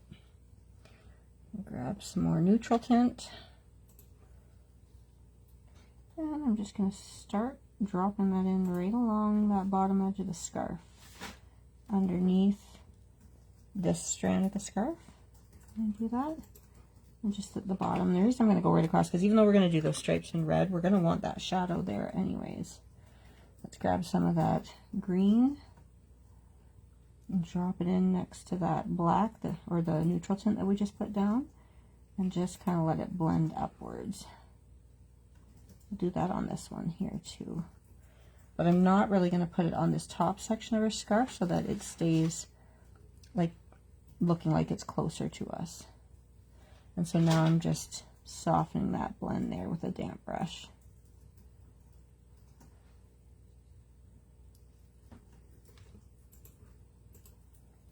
Let's go in with more neutral tint again.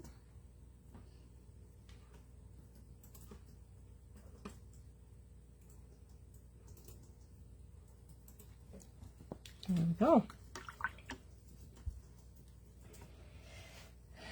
Now, let's use this puddle of neutral tint in here and just really water it down.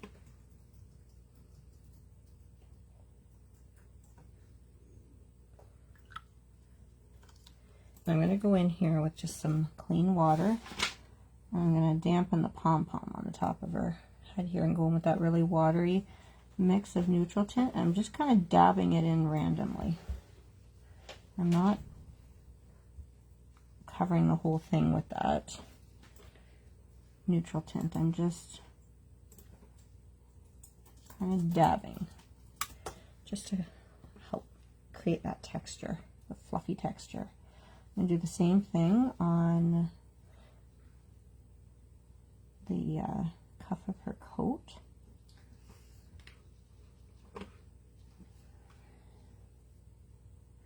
Let's pick up a little bit of that. And just with the very tip of your brush, I'm going to dab. And I try to concentrate that down towards where the shadow would be. I want to let this dry a little bit though, because I can see it's really blooming quite a bit. And I don't want it to be just a solid wash of gray. So I'll go back up to her hat here, which is dried a little bit because I didn't saturate that paper. I just gave it a light little wash. And I'm just adding a couple dabs of the neutral tint, but more paint than water on your brush at this point. Same thing here. Just nice and soft. Don't overdo it.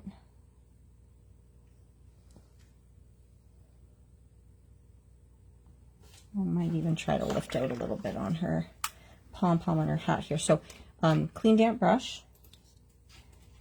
And I'm just going to go in here and I'm just going to hold it down and let it kind of lift some of that color, because that got just a little too dark on that pom-pom for my liking. Kim's giggling at me. Oh, and I did some of that off the screen. Well, maybe not quite. All right. So I think...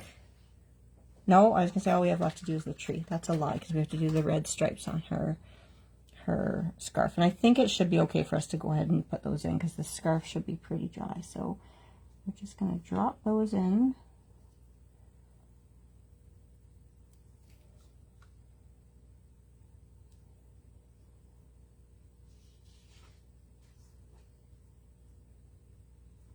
So when you've got an image with a lot of detail, you just break it down into sections so it feels like it's manageable.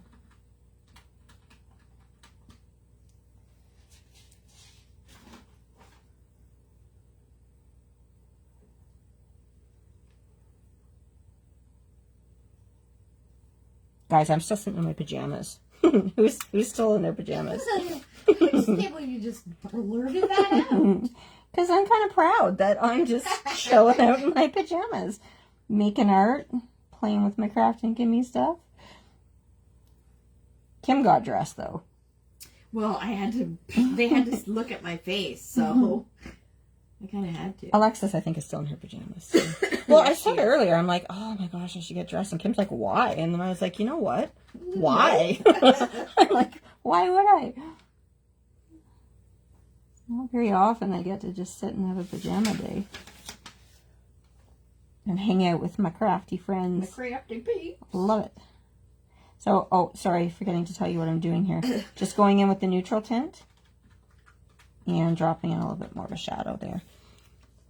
I guess it's not enough for me just to do it. I actually have to explain what I'm doing. Yeah, part of the class. Okay, red. I'm going to bring in a little bit more red just to intensify that a bit on the scarf because it got a little washed out as it dried.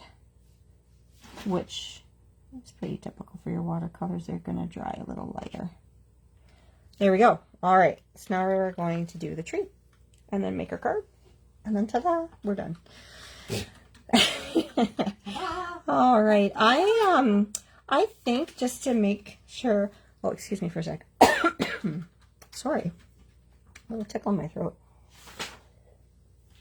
Let me see what happens if I want to. Oh, thank you for the hearts, whoever's doing that. I appreciate that. Oh, Carla's in her jammies too. Yay! Woohoo for jammies. You know what? I think sometimes even in our in-person retreats, some of us kind of just hang out in our jammies. Yeah. I'm going to mix some new gamboge into this area here because I want to get a nice yellowy green to start my tree off. And I'm kind of hoping that we can make use of this. If it's not quite going to work, that's okay. We'll start a new puddle. So I'm just getting that wet again there. And we're going to grab a bunch of new gamboge. That's fancy. Isn't it though? No, that's too yellow. So fancy. You don't even know. Okay, now I'm going to grab Perylene Green. Who do you want? The Perylene Green. All right. I need more green. Now the reason Carla hear us say there's puffy stickers tonight. She did. Okay. Right, Carla? You're all over those puffy stickers. Sorry. Lay claim to the puffy stickers. All right. I like that.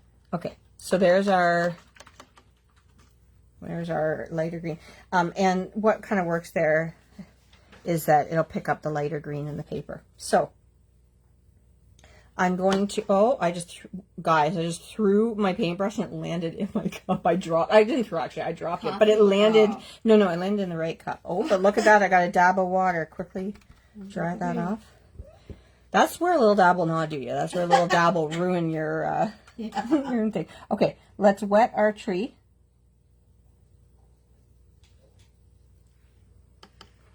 I'm not going to make the 2-hour mark, Kim, but it won't be too long over. Maybe 2.5 hours. Well, because it's 20 to 3 and we're almost done painting. It's just the assembling after the tree, right? So that's not too shabby. Because I know, who's up? Brigitte is up next. Are you on deck and ready to go, Brigitte? I know you said you're getting your stuff ready. Did you go pee? Did you have a snack? That's like my routine before. I'm like, gotta get my coffee, gotta have a snack. All right, so that is pretty wet now, and I'm just going to put just a straight wash of this nice light green. Let me move this a little bit over the tree and through the woods. The grandmother's house we go.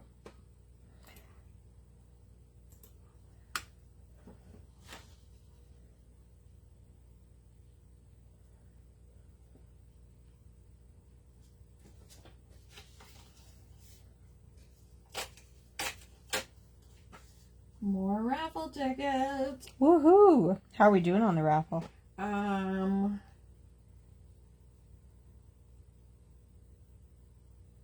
think we're at like 125. Guys, raffle tickets. Did anybody here not hear about the raffle tickets? Does anybody not know what that's all about? You want to get in on that.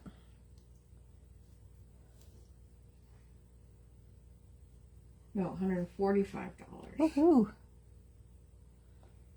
The more raffle tickets you buy, The better your chances are to win. and the more money's in the pot. So yeah. All right, let's let that dry a little bit because I'm going to start layering some darker colors on, but if we put it on right away, then it's just going to like bloom out. I don't know why I do that every time I say bloom. Bloom. Bloom. Makes sense to me. Oh, dear me. Grab a drink of coffee.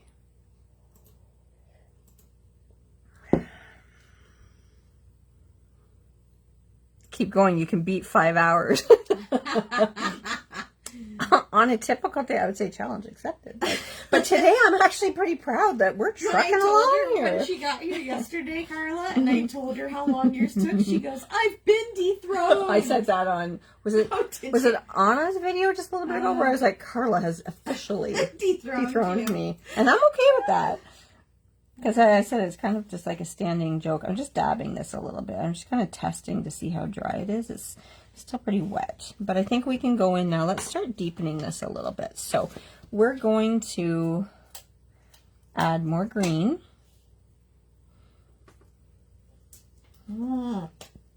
Pearline green is such a nice blue green. It's so pretty. It very much goes with the paper. Like I said, I don't use it that often, but for this paper, I was like, I gotta use that. And then some neutral tint. Oh, that's a lot of neutral tint.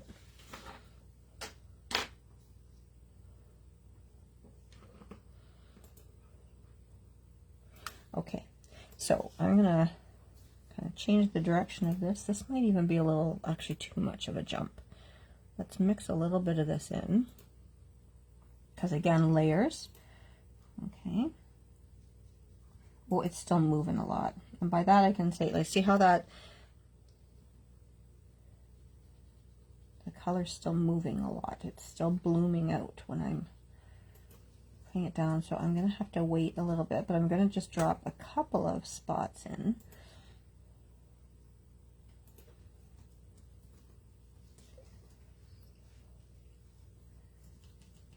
Just blend those out a little bit. And I'm going to lift right in there, right where this line is drawn by the artist. And there too. And we're going to have to let that dry a little bit more. In the meantime, make sure, oh, thank you, Anna. Make sure that you guys have all your assembly items close by. We're going to use a stencil on the inside of the card. You are welcome to grab any crafting committee stencil that you like. In my sample card, I used one that is no longer in stock, which was not very bright of me. But what we did here, and I'll just show you while that's drying, I just kind of used the stencil all on the inside just to give a nice subtle background texture, and then you can still write over top of it. So this was the Harlequin stencil. It's not in the store though, so don't go looking for it. Instead, what I pulled out, and you can certainly use the stencil that you got in your kit, or you can use any other stencil that you like. I pulled out the stained glass, is what it's called, right, Kim? The stained glass stencil, which, guess what, is part of the Frugal Friday specials this weekend. So we're going to use that on the inside of our card. Also, in case you didn't have it out from before, but I mean, it was in the prep list, I will be using some Marvelous Mocha ink to ink around the edges. And then we're also going to be using soft sage, and that will be inside. And then you'll need all your little bits and pieces, of course, that were in the cutting and prep list, okay? I'm just feeling this here. I think this is a little better now. So let's grab some of that darker green here. And let's see if, yeah, that's not moving quite as much. So I'm just, I'm almost thinking like hair in a way. Like I'm just kind of building up some texture. Like clumps of what's the word I'm looking at? Needles. Needles is what they're called on the evergreen trees. And I'm using the lines that are already drawn into the image as well. I'm dropping in some shadow on some of it. I want to leave some of my brighter green here, guys. So try not to let all of that mix into the dark, because I'll probably want to come back after and and glaze over top, and you'll see what I mean by that shortly. Okay, so let's keep building that up. As the same thing with our tree line in the background, as the paper dries, the paint won't move as freely, and so it'll retain more of the brush strokes versus the soft blend that we were trying to get earlier. So you want to practice those techniques, because there's going to be times you want a nice soft even blend, and then there's going to be times that you want some of the texture of your paintbrush to show. It's all about learning, you know, the ratios of the paint to water on your brush, how wet your brush is, how wet your paper is.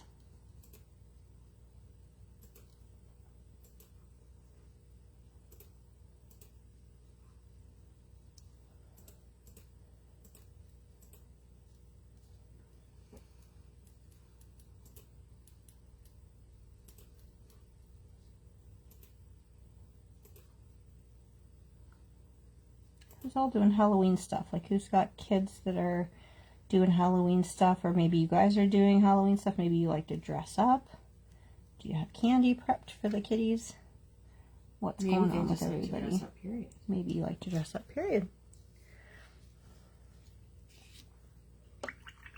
If you come to the retreat, you can dress up all you want, or dress down all you want. You can, but just do dress, just to some extent.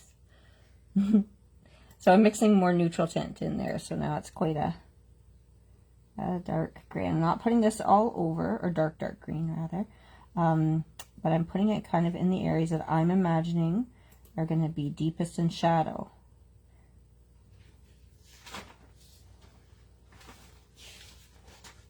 So like I said, you don't want to go all over with this, because that's overboard.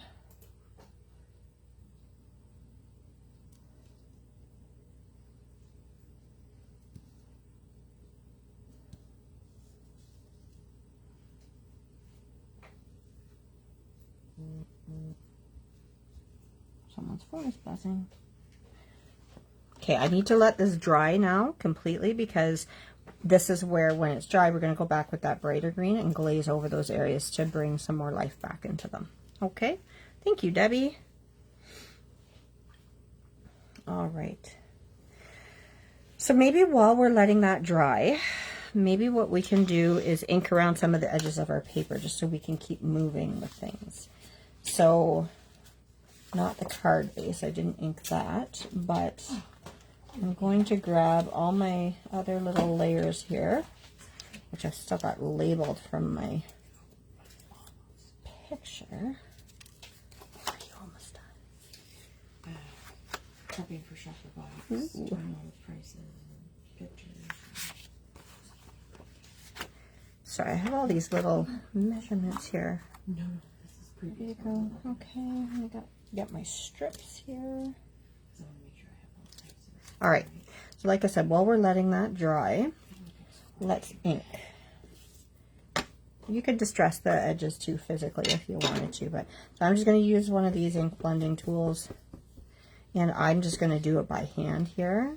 And I'm going to go around. Again, this is our Marvelous Mocha ink, and I'm just going to edges. I love vintage, guys, and so I always like to make things look a little old and a little bit grungy, but grungy in a good way, you know. So I love inking with brown around edges. We're going to ink the edges. Now these little strips, the reason I told you to cut the strips like this is you're just saving it on paper rather than cut. Well, I know here you could actually, if you wanted to preserve some of this gold piece, because that's going to go behind your red, I would encourage you, cut out the middle of your piece and you can use it for something else. I think I'm done. Woohoo!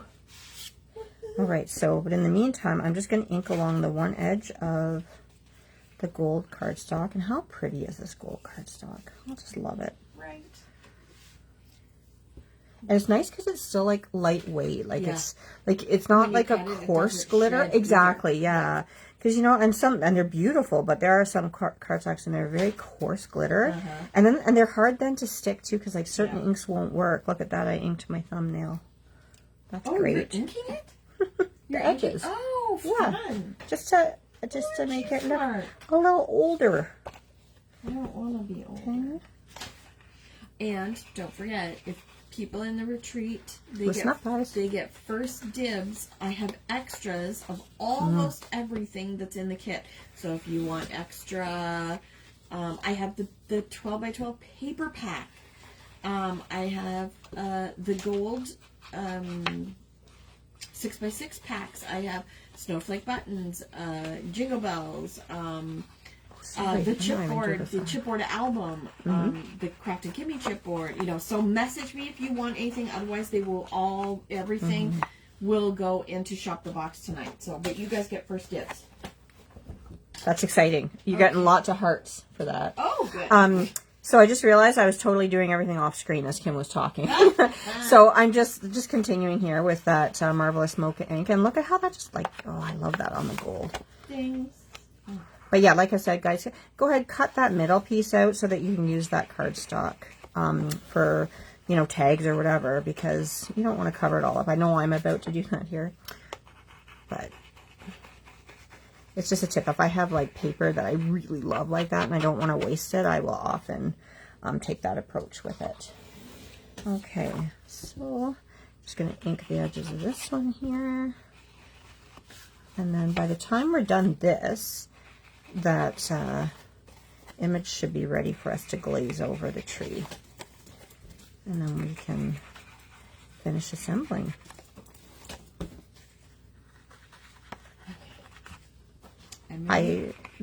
Sorry, I was just going to say, I love all of our Crafty Color inks, but there are certain inks that I can't live without. And, my staples that I always keep out on my table are the Marvelous Mocha, of course, Wicked Black, which is what we stamped this. I think I said that off the get-go. Yeah, I did. The Wicked Black, Totally Taupe, Wicked Black. Oh, you did? Okay. Yeah. Totally Taupe. I actually keep Granite Gray out too, just because sometimes it's a nice in-between. All my other inks I have very handy as well, but those are oh, whoops, look what I forgot. I forgot my old flag. Those are my go-tos that, like I said, for inking around the edges and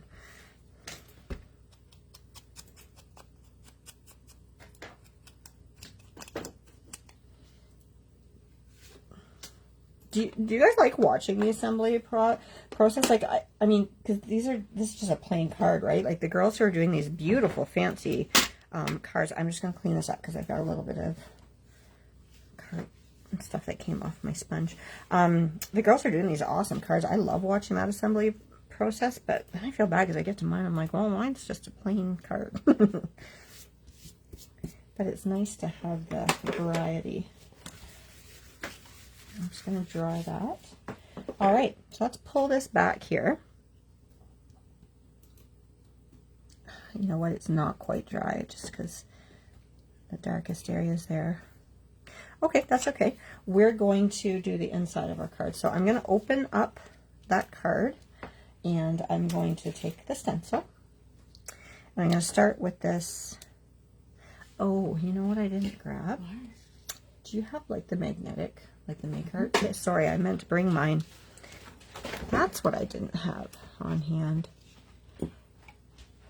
Sorry, Kim. Thank you, though.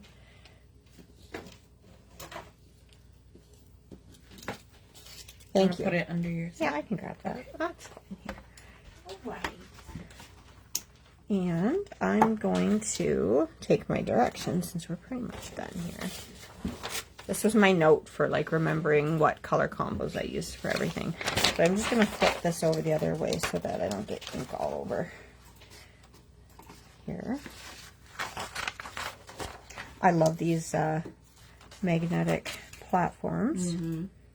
Oh, I will have one in which is, Shop I know, I was wondering if you wanted me to tell that, so I was going to kind of give you the eyebrows. Not that exact one, no, the tonic one. But it's the same idea, and they are very handy to have, guys. So I'm just kind of lining this up with the top of my, with the fold on the inside of the card here.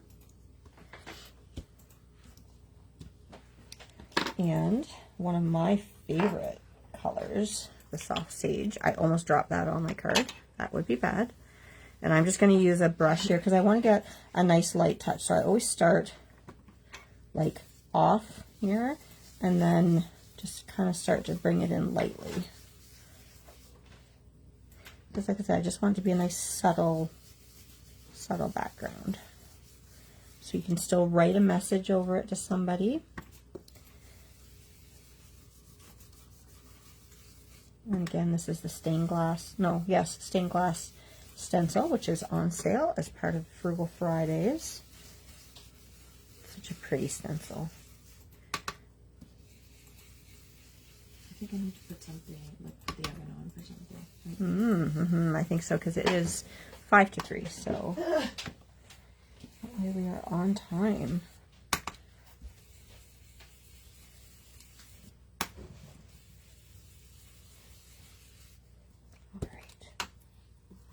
What are you guys all doing for meals and stuff for the crafty weekend? Are you just ordering stuff in? Are you making things? Or any of you getting together with some other crafty buddies and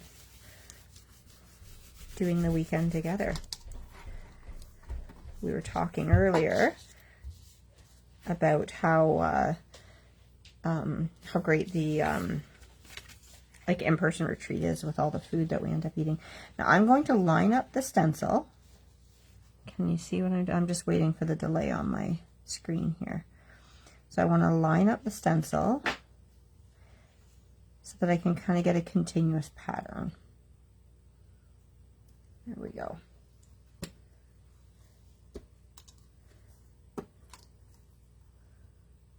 Thank you, Brigitte. Alrighty. And we'll just continue this on here. I'm going to try not to go too much over this area just so that I'm not like getting a really dark pattern there versus the just the subtle print that I was going for.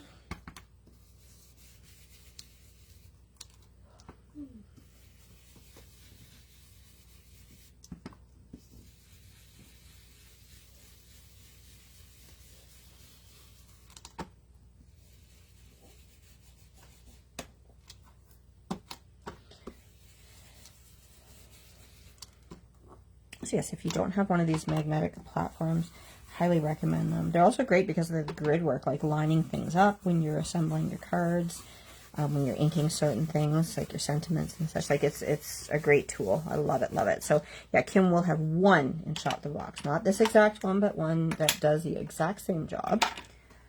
Okay, now for the big reveal. Let me just set this off to the side there. And here we go. Okay, so we'll come back to that in a minute, but that just gives the inside of our card really nice visual interest there. Okay, let's pull this back in, finish up the last little bit of watercoloring. So I'm going to get my brush wet. I'm going to pull back in this nice light green that we used. And I'm just going to go over with kind of a watery texture here.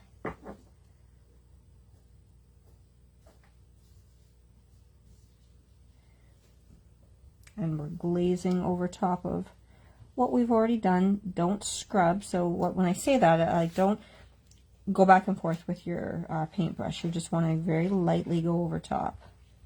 So you're not disrupting the paint that's underneath. And you're just glazing over top.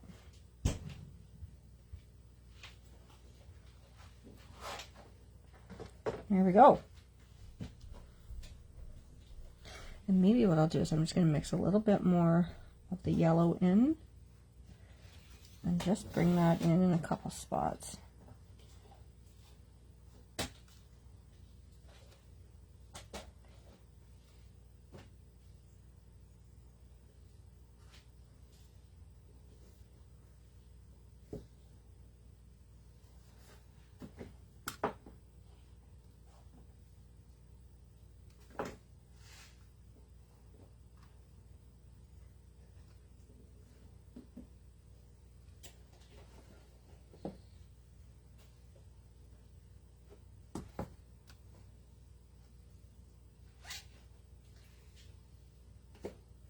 If you wanted to, you could take like a white gouache or a white acrylic paint. I like to use, I don't have it here with me, but the P.H. Martin Bleed Proof White. And you could water that down and like flick it over your image if you wanted the look of like falling snow, which is really pretty, but I didn't do that on this one. I'm just going to move things out of the way a little bit here. Okay, and now let's finish assembling our card. I'm going to bring my card base over. I'll bring my first few layers here. So I had mine with me. You could do it any way you wanted, I guess. It's a square card. You could do it this way. But I'm going to have my fold at the top. So we're going to... this is my favorite glue, the Tombow Mono Glue. Maybe I'll zoom out a little bit. Nope, that's zooming in. Whatever your favorite adhesive is, whether it's the like the double-sided tape or whatever it might be.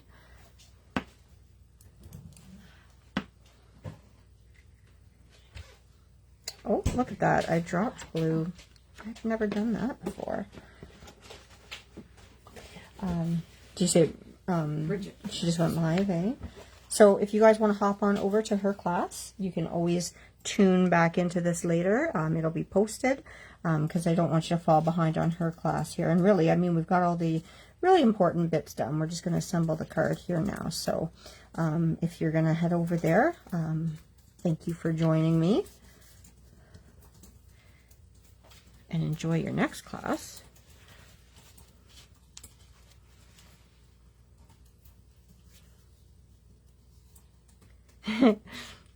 Mary Ann's like, the food is amazing at the in-person retreat, but only my luggage gains weight from all the papers. That's my story. I like that story. My glue is like... Do you need glue? No, it's fine, but it's like bubbling out. I think it's like all stuck up in here. I don't know. That's weird. I've never had that happen. Okay.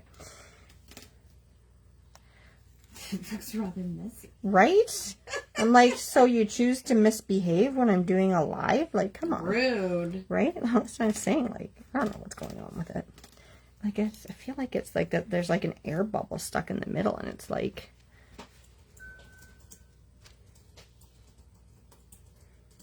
I'm trying to fix. It's not fixing. It just keeps like exploding out the top of my... Look at it. It's like coming out on its own. Let me open the bottom. Maybe that'll help. You can open the top. Yeah, so I just opened both sides of it there. That's a little better, I think. There.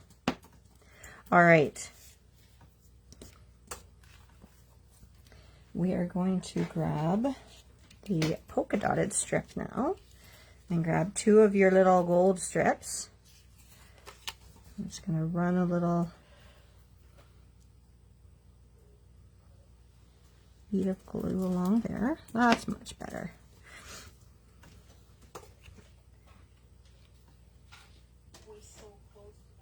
Sorry, I just put That's Bridget okay. on it. Can you guys hear? Can you hear Bridget's class going there? If anybody's, that's okay. You can do 2 classes at once. Two classes at once.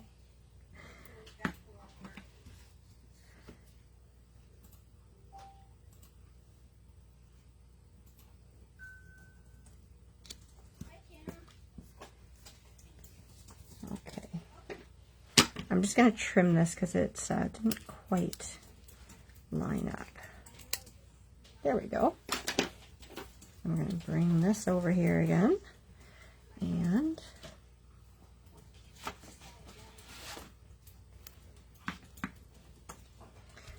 I'm going to do this along the side. I'm leaving a little bit of that green paper showing.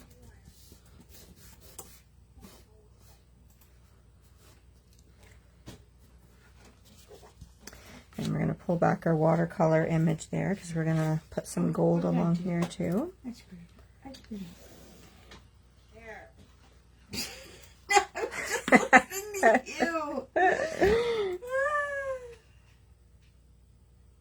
You. We are professional here at Crafting Totally Kitty Stems.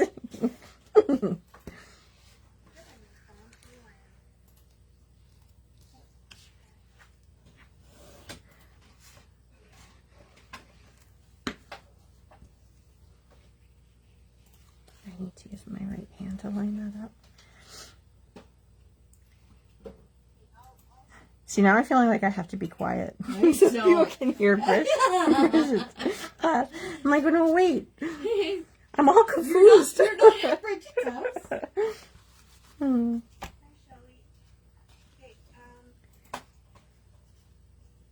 Sorry, I'm trying to turn it down. It's fine. We're almost done here anyways.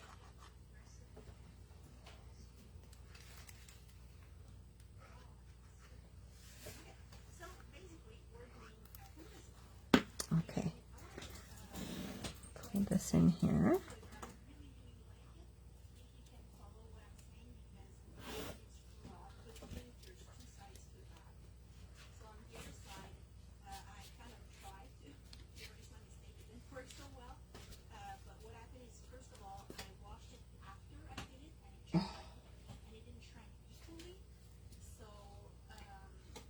Wash before.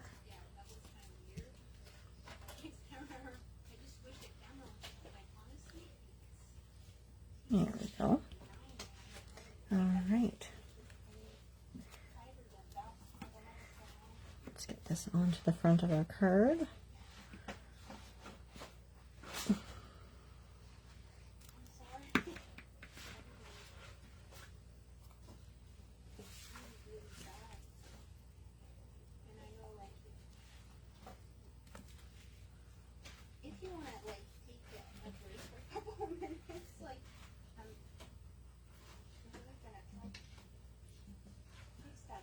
Her camera won't stay still. It keeps turning. Yeah.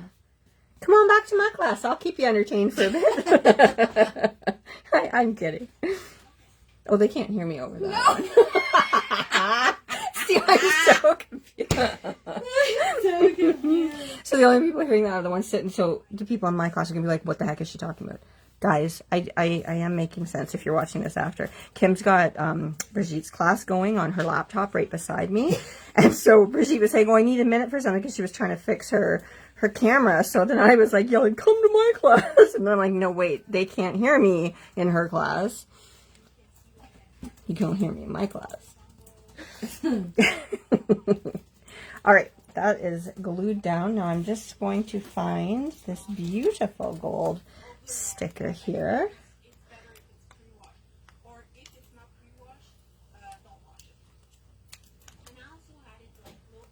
Okay, and then we're going to stick this down here. And there's the front of our card. Now, for the inside, we need to get our little flag. Oh, I can't get these bits and pieces up.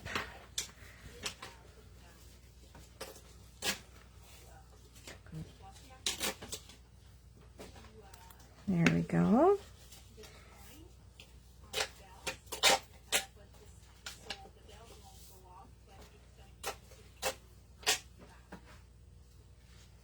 There.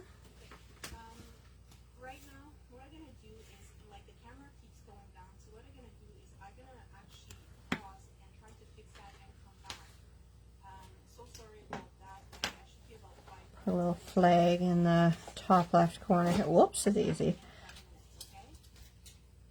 All right, and then we're going to use this beautiful sentiment here for the middle of our card. All right. So let me get my glue capped off.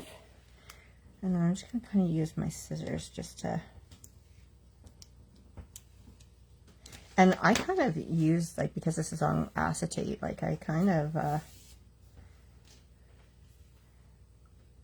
lined up this way. And actually, because this has the stencil, because it has a line right here built in, we can keep our letters nice and straight, which is kind of nice. But I'm just kind of eyeballing right now, if I was to center this, how close I have to have that to the edge.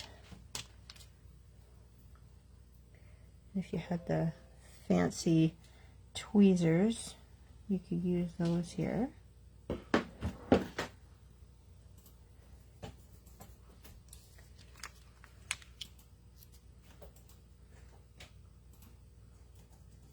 And keep them fairly close together.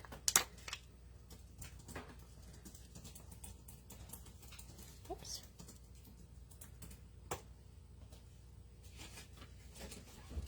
I love the font of this writing. It's so fancy.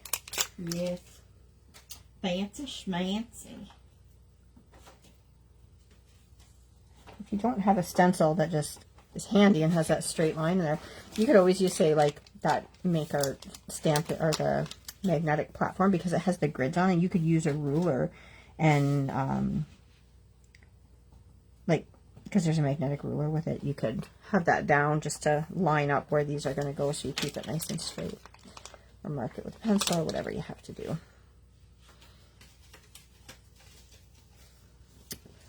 Mary, where do I want to line this up? I think I'll line that down right on the last one.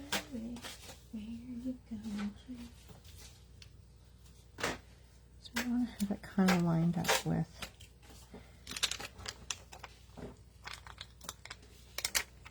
We need to take a selfie with all three of us. We need to put on Hocus Pocus.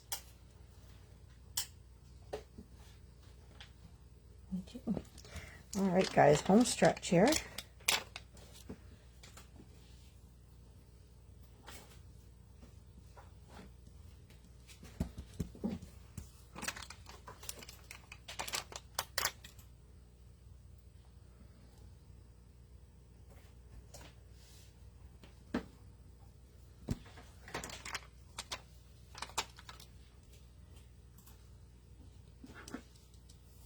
Merry Christmas. And then we use these little flourishes just to finish it off. Carla, did you bring your Halloween costume? I did not. She's a party pooper. Oh, I didn't have one. Well, actually, no, that's a lie. I have old ones. I didn't plan We're at very well. It's just been $195. $195 for the raffle tickets. Guys, go buy raffle tickets. Woohoo! One more time. Woohoo! Carla's probably the only one. I don't even know if Carla's in here anymore. People after are going to be like, these guys are crazy. All right, guys. That's a wrap. Look at that. 2 hours and 12 minutes. Wow, that is impressive for done. me. Eh? All right. So again, everything was included in your kit, but it's the You're So Cool stamp set, and we got the inside done. And don't forget, shop the box tonight. And 7:30. Yeah, and if you're watching this on a future date, this was October 29th. 30th. This is October 30th, so if you're watching this on, say, like, I don't know, December 2nd, there is no Shop the Box tonight. I don't think there's a Shop the Box tonight, but when we recorded this, it's tonight. Join us there. Like Kim was saying, all of the supplies in your kit, from your card, or like your paper to your, why can't I think right now? The embellishments, the sticker packages, everything that came in your kit. If you are wanting more, because we always need more, you can get those tonight. And didn't you say or that you some can of the message stickers, me ahead of time? Are the stickers still there that come with the kit? Did Yes. you say, but you can't buy them anymore? No, they're discontinued. So guys, if you want the paper, I keep saying guys, sorry. I don't know why I'm doing girls, that. ladies, Guys, ladies, people. Crafters. If you want the stickers that came in your kit, right? Yeah. With that match this paper, Yeah. they're like They're done now. discontinued. Thank you. That's what I'm looking for. Discontinued. And so, but Kim still has some. So if you're wanting extras, you can get, and like the canvas bags and everything else bags, too. The chipboard albums. So there are some of those. I think some people may have been messaging you to keep them set aside. So if you kind of wanted to pre-claim those couple of items, and Retreat Peeps got first dibs. Yeah, you guys got Until first about dibs. 6 o'clock tonight, and then we're cutting it off Yeah. because the live Yeah. is on So tonight. if there was anything that you wanted, make sure that you message Kim. She'll put it aside for you. Otherwise, thank you so much for joining, for hanging out with us. I'm so glad that you all were able to join into the crafty retreat. We're really looking forward to doing it in person because it's been a hot minute since we've all been able to hang out together in the same room. But have a great time. Enjoy the rest of the classes. I think, is Brigitte up and going Bridget again? she's having technical difficulties. She's Okay. trying to fix it, but she'll be on any second. So yeah, and remember, all of these are available for you forever in the group. So have a great rest of the day, a great rest of the weekend, and we'll see you guys later. Bye. Bye.